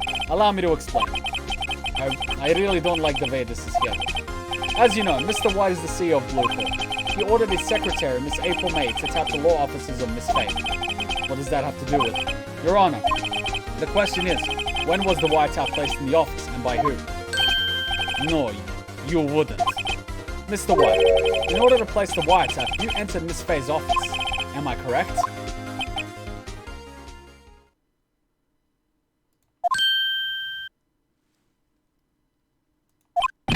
Correct. You are most correct, Miles. Give me a fucking break! Yes, in order to place the wiretap, I breached the Faye & Co. law offices. That is when I saw that the accursed lights. So, isn't lying in court also an convictable offense that will land you in jail? Now I'm confused. Please explain to the court what all this means, Mr. Edgeworth. Gladly, Your Honor. Mr. Phoenix Wright has made his position quite clear. He has determined that Mr. White knew the glass stand was in the office. He was shown that there was only one time Mr. White could have seen the stand, at the very moment of the murder. Thus, Mr. Wright would like you to believe that Mr. White was the murderer. I see. However, it is a fact that Mr. White had been to the office well before the murder took place, when he went to place the wiretap. He could have seen the glass light stand then. Ergo, Mr. Phoenix White's theory is revealed for the baseless conjecture that it is.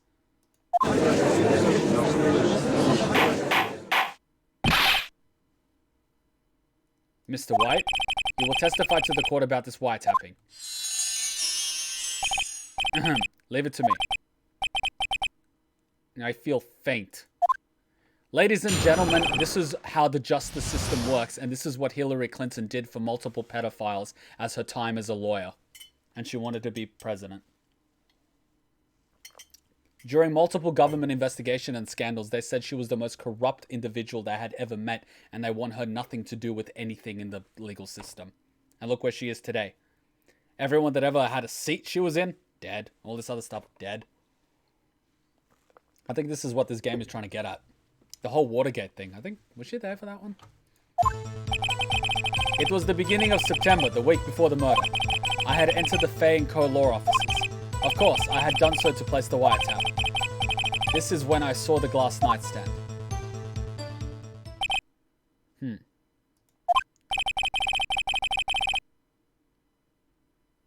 So you saw the nightstand before the night of the incident. And this is how you were able to identify what had fallen over, by the sound. Correct, that is correct. I see, very well. Mr. Wright, you may cross-examine. What am I supposed to do now? Yeah, good luck, Phoenix. Fuck up, Maya.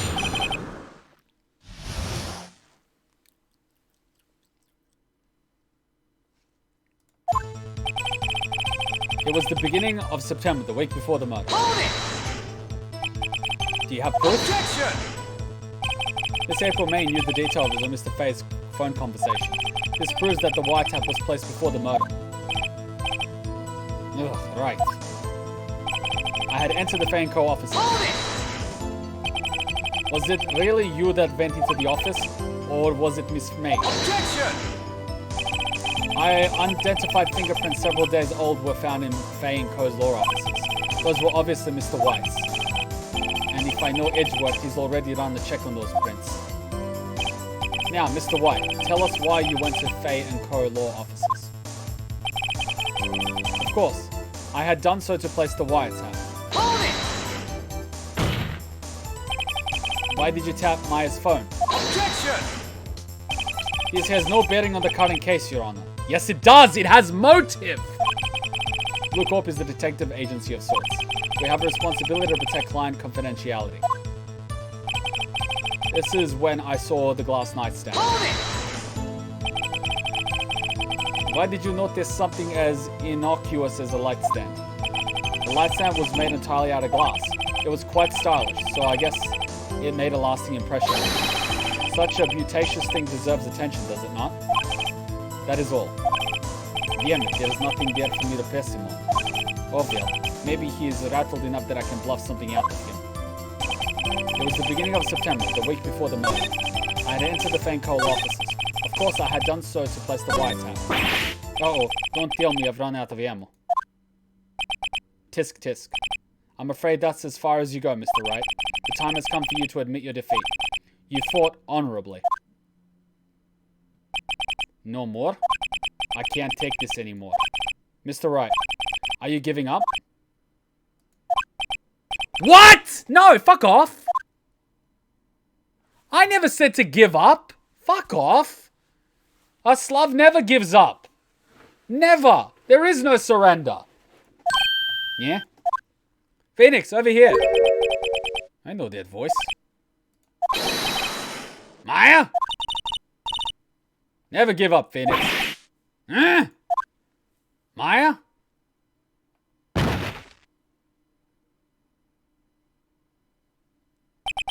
Where am I? The waiting lobby? What happened? Oh, right. I lost the trial. I was hallucinating. Nani? Ah, you're finally awake. Huh?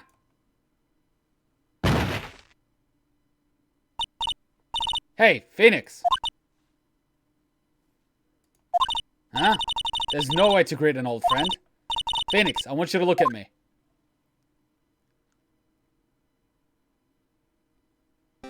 Did her boobs just grow? You're... Maya? Yeah, didn't you know that Fae women have strong psychic powers? When you accepted your defeat in court, it appeared that was enough of a shock to awaken Maya's true powers. So Maya is channeling you, Mia. Wait, this is Mia, not Maya. I'm getting so confused. That's right. I am Maya, but I'm also Mia. Now, I want you to listen to me, Phoenix. What in the fuck is going on? What voice do I do? Do I do normal? Do I do Jamaica? Do I do... I'm so fucking confused.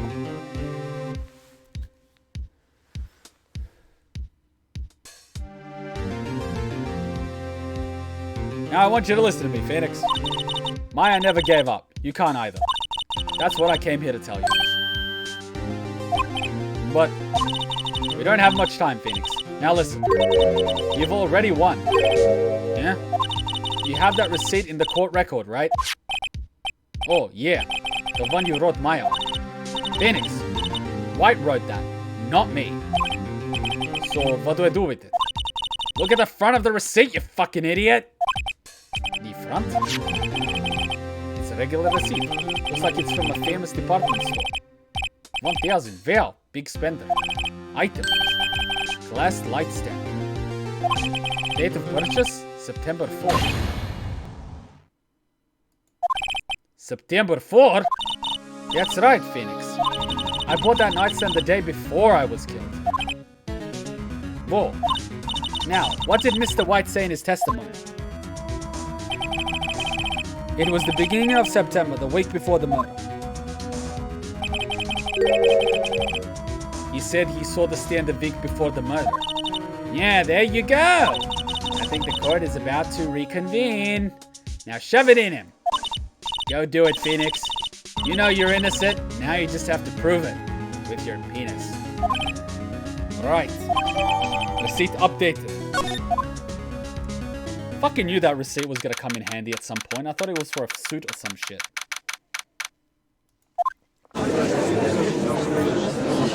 Slutty Himiko voice, Jesus Christ. The court will now reconvene for the trial of Mr. Phoenix Wright. Is the defendant? Rather, are you alright, Mr. Wright? Yes, sorry, Your Honor. I'm fine now.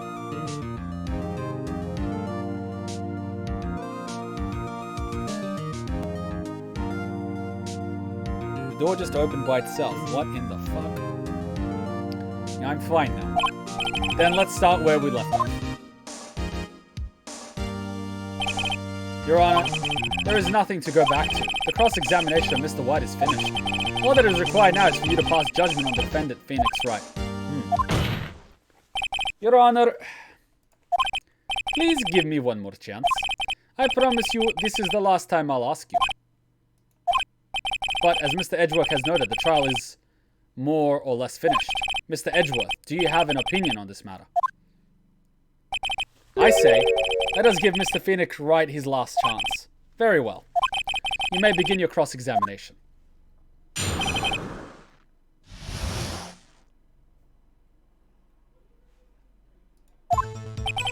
Yeah, I was there at the beginning of September, the week before the murder.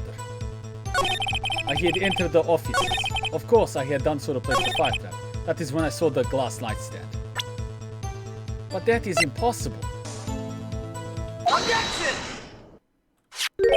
Look closely at this. See the word Maya written in blood? Bah, you're grasping. I think not. Look at the other side of the receipt. The other side? Your Honor, would you tell the court what is written on the other side of the receipt? Well, a glass nightstand. And the date of purchase. Why, that's the day before the murder. You see, Mr. White, when you allegedly entered the Fancore law offices at the beginning of September, the nightstand could not have been there. That is what it's going to feel like, at least for the first dozen times. Well, Mr. White, can't get out of this one, can you? No, it's impossible. Oh, he's losing it. Well, Your Honor, I understand there must be quite a bit of pressure on you. But I think you'll agree you can't judge me guilty under these circumstances.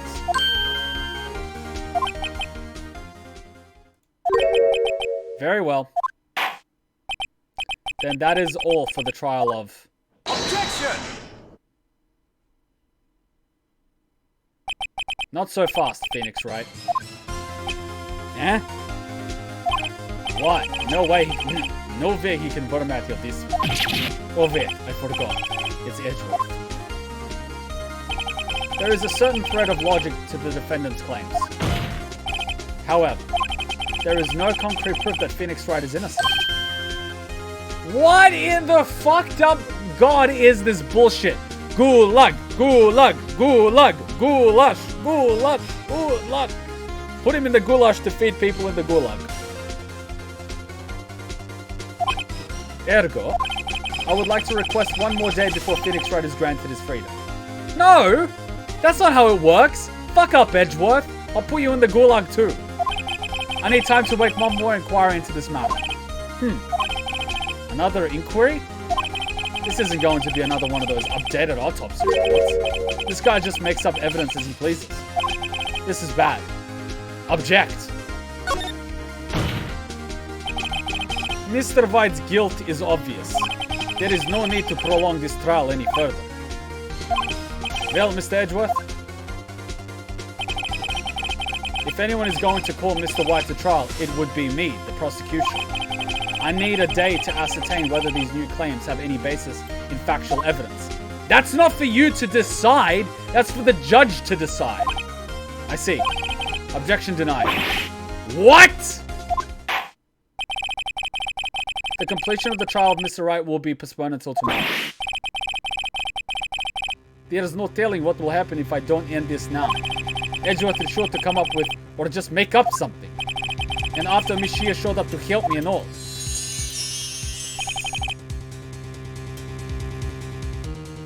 Mr. Your Honor, may I go home? What in the fuck? So this guy could be a killer, he gets to walk home? Fuck off. He should be in fucking detention too then, at the very least. Of course. Thank you for your time. What the fuck?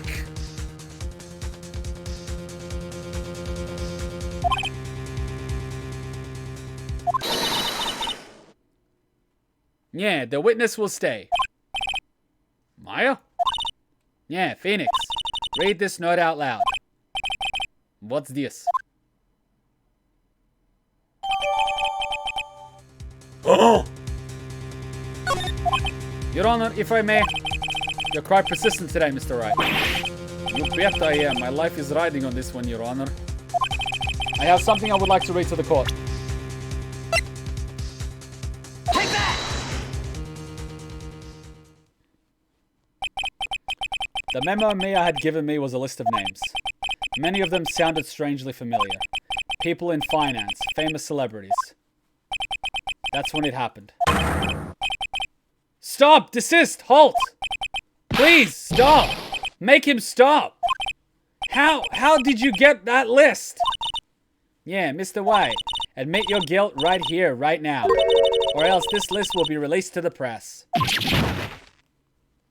Now that, ladies and gentlemen, is blackmail. Don't fuck with the Himiko. Over and out, bitches.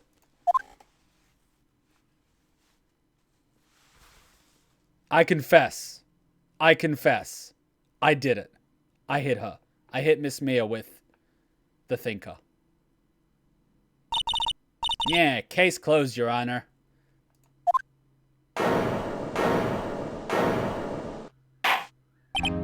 Well, I see no reason to continue this trial.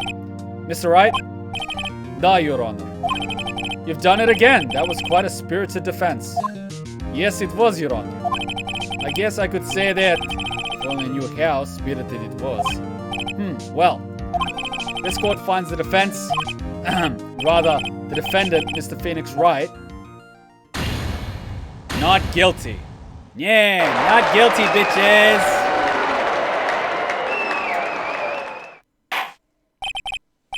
That is all. The court is adjourned.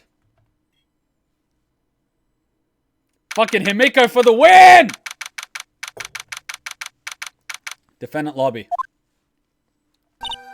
Yeah, well, I never thought I'd be saying this again. But congratulations, you're lucky I was born a Fae. I'm lucky I had both you and Maya on my side. Yeah, I'm glad you made it. Thank you, Phoenix. You risked a lot to help me, and Maya. I won't forget it as long as I live. As long as you live? My time here is running out. Huh? Maya's powers are still weak. I can't stay here that long. What? No. There's still so much to say. There's so much to do. questions to ask. If we make baby, does it count as threesome? Yeah, don't worry. I'm sure we'll meet again. Chief. I'm not the chief anymore, because I'm dead. Get it? Oh god, I've become a slub in the afterlife. Phoenix, can you come to the office tonight? Say 9 p.m. The office? I'll see you later. Chief, Mia!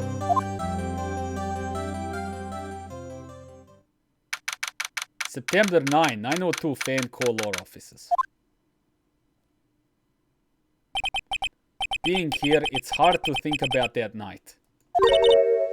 Yeah, you came. Mia? I was kind of worried you might not. Huh? Of course I came. Well then. I'm pretty hungry. How about a burger? Wait, what? You should see your face. Mia, it is not good to make fun of the dead. At least in the first week. You're not that slov. What are you talking about? It's me, Maya. See, my boobs are smaller. And I'm not as tall. See, this is pretty fucking messed up. This is pretty fucking messed up, right? The older sister is in the little sister's body. And she's hitting on Phoenix. Like, I'm pretty WTFing right now. I'm pretty WTFing right now. This is what we call molesting a corpse. It ain't a corpse. She's in her little sister's body. Now, it asked the question. I'm not asking that question, but I suddenly asked it like 2 minutes ago. Maya? Yeah, do I look like my sister? Look like? You were her. Yeah, I might be able to use that. Oh, Phoenix, go to the store and buy me lunch, would you? Maya, why are you here? Because of this, dummy. See, Mia wrote me a letter. Take care of Phoenix for me. Take care of... What?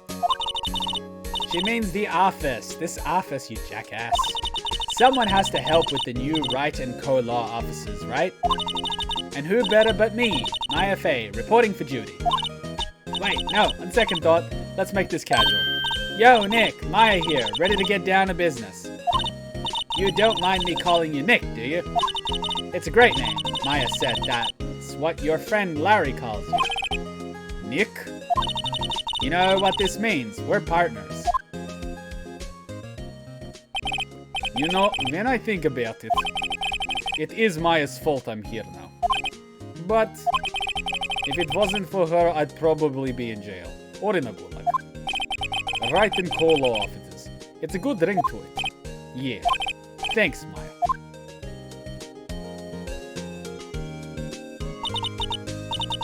Yeah, good luck, Phoenix. Okay, I'm just calling it now, but Maya is like the ultimate wing woman. Not only does she hit on you and try to take your virginity, but she hooks you up with her younger sister. I mean, who does that? I'll always be here, watching, judging, giving you pointers.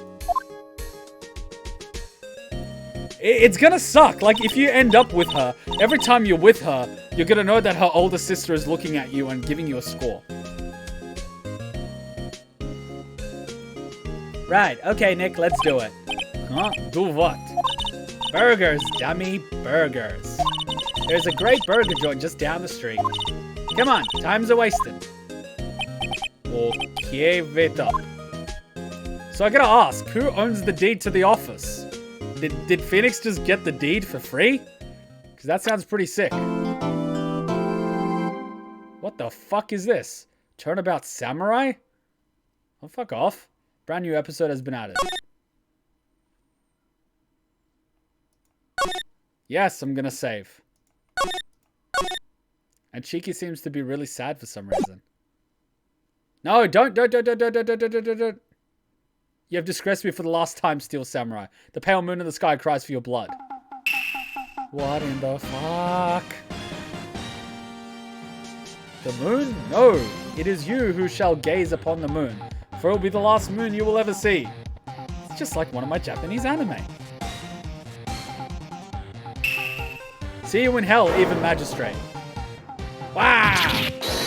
Wow! Ah! Warrior sword gleam and strike in the moonlight. One has fallen, but who? Only the moon knows. Don't miss next week's exciting episode. Dark Messenger.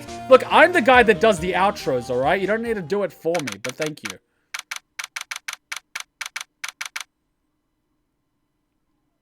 Aw, Cheeky keeps asking for me. Give me a sec. I gotta get Cheeky. Cheeky, stay here.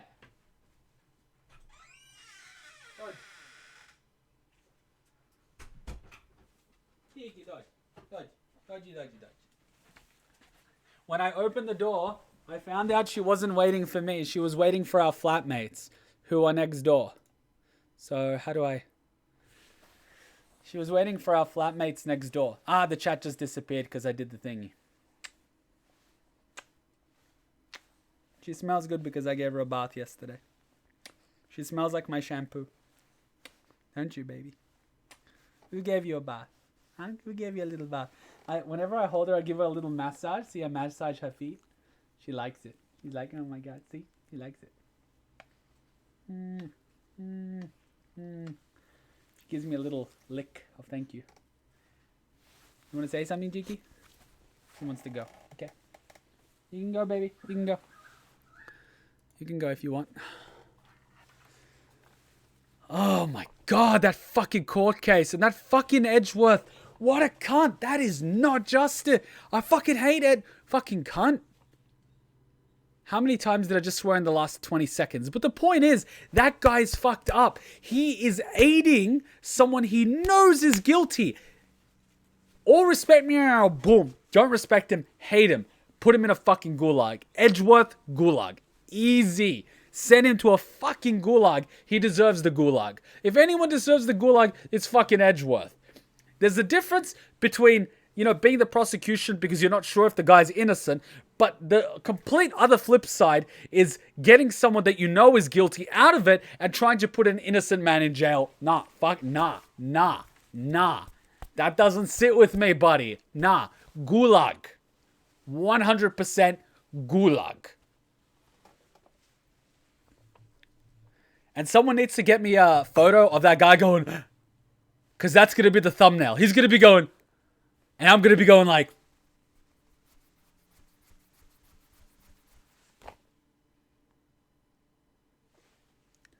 someone needs to get me a photo of that guy, like, screaming. It's going to be a glorious thumbnail.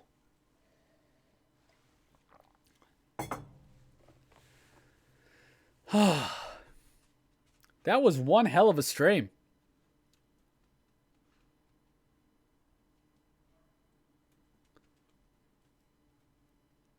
That was one hell of a stream.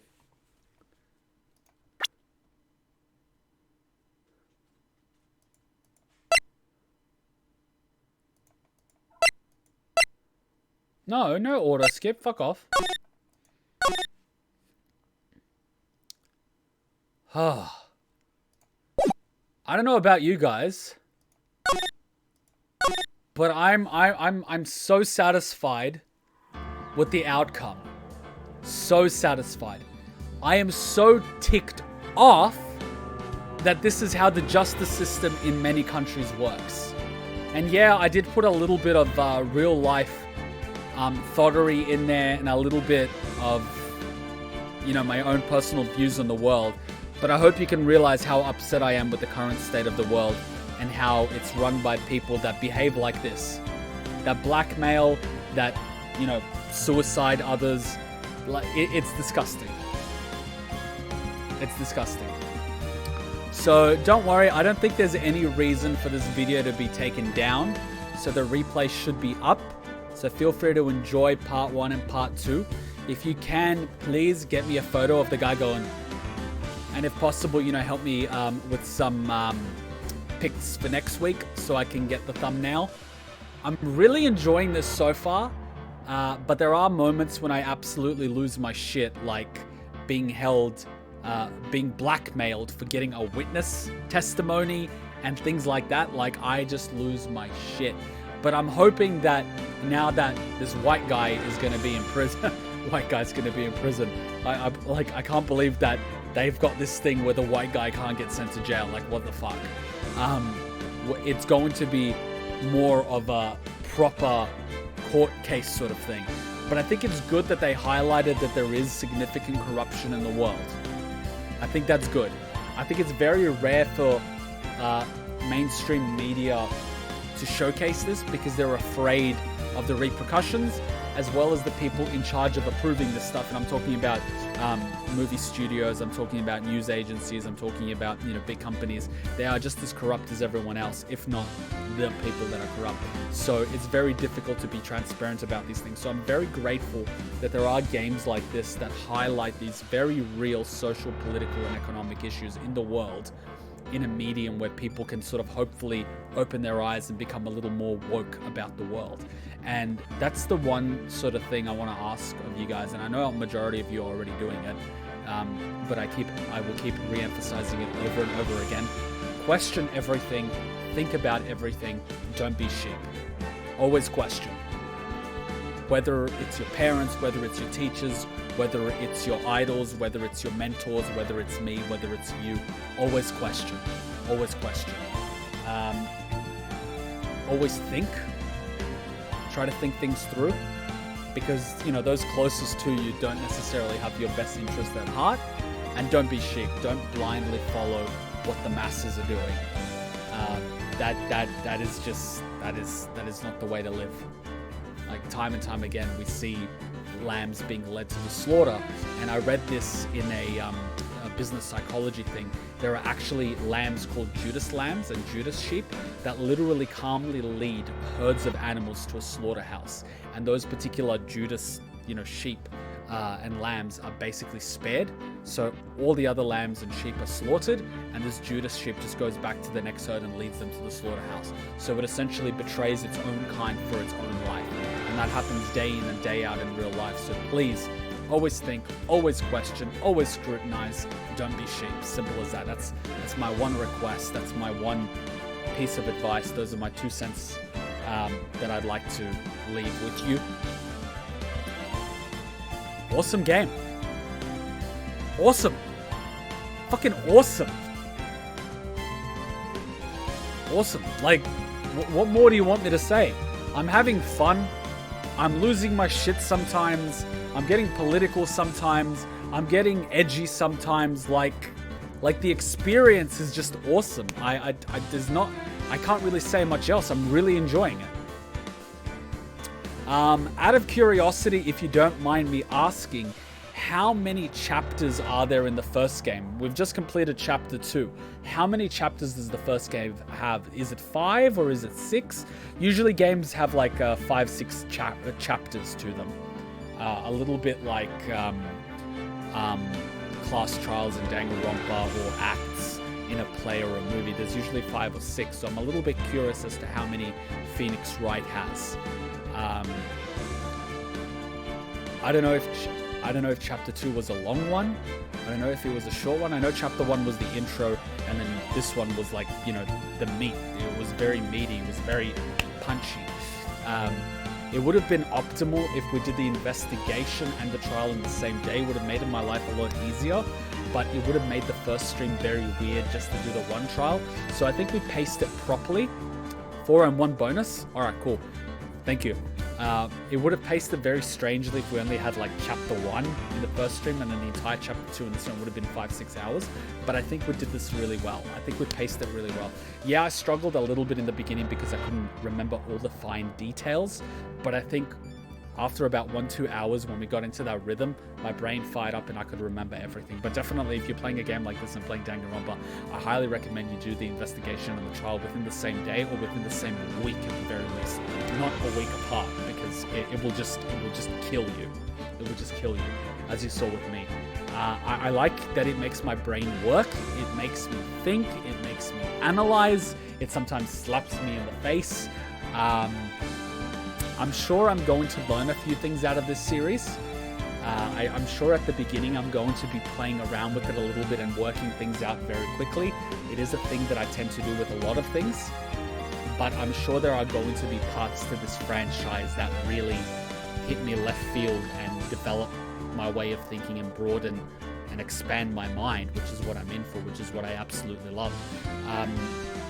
You know, I consider myself, you know, pretty witty in that department, but I also know that I can be heavily blindsided because I might be hyper analyzing this and miss what's over here.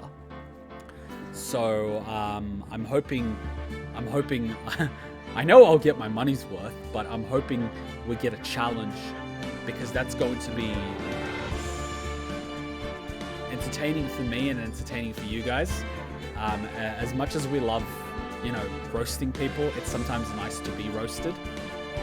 Not like meat on the bone sort of thing, but I mean like literally unable to figure out what's going on. We're talking about Danganronpa 2 Trial 5 style, that sort of thing, or Danganronpa V3 Trial 4 and 5.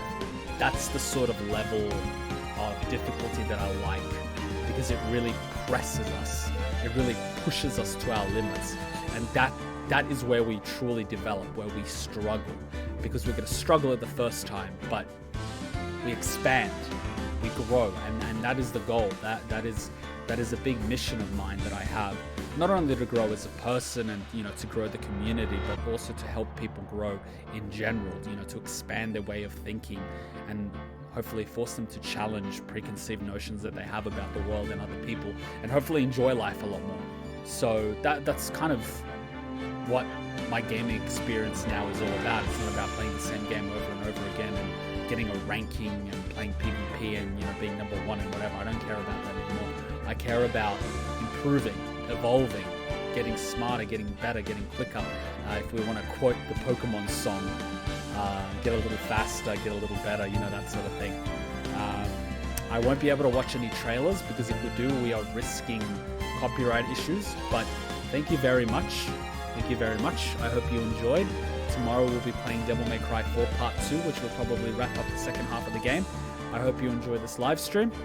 Thank you for coming. Thank you for soldiering on. It was a lengthy stream, but I do appreciate it. I hope to see you next week. If you're watching the replay, catch us every Saturday and Sunday. It's Friday and Saturday in the US and EU. It's Saturday and Sunday in Australia. Same time, same place. When in doubt, just go on Discord and check the live stream schedule. YouTube sometimes does have an error, but it's always GMT plus 10, which is Sydney, Australia time. 8 o'clock in the morning. It's always the same time, always the same place. I'll see you tomorrow, and I'll see you next week with more Ace Attorney. Thanks for coming. Thanks for the support. Thanks for the donations. I did update the emojis. I'm glad you guys saw. I'll do a quick spam of all of them. The Kokichi emoji was updated. We do have an objection emoji. We do have a 350. We do have a Pepe. We do have a Big Boss. We do have a Sans. We do have a Cheeky. Those are the emojis we have right now. And for some reason, this thing has gone on the next screen. But those are the emojis we have for now. The next emoji we'll get is when we have 20 sponsors. We have 15 currently. And those are the emojis we have for now, which is very exciting. It's very fun. I hope there's an emoji there for everyone. We will add more in the future as we get more sponsors. A big thank you to the sponsors. That's how we pretty much bought this game and how we buy our hardware and buy everything that we play pretty much.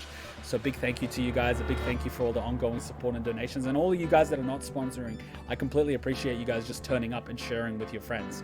It helps more than you know. We've stopped bleeding subscribers recently and started growing. We were stuck on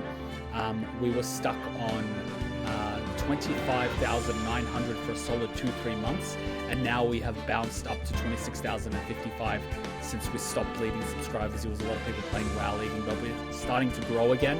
And every time you guys share with your friends, show your friends, clip a little bit, you know, watch it again and put your favorite timestamp in the comments, it really goes a long way because it helps the community grow. And the bigger this community gets, the more people we have here to, you know, to enjoy this with. So I really do thank you guys for being part of the community and making it what it is. I'll see you guys tomorrow and see you guys next week. Until then, Ninja Kuma out. Bye.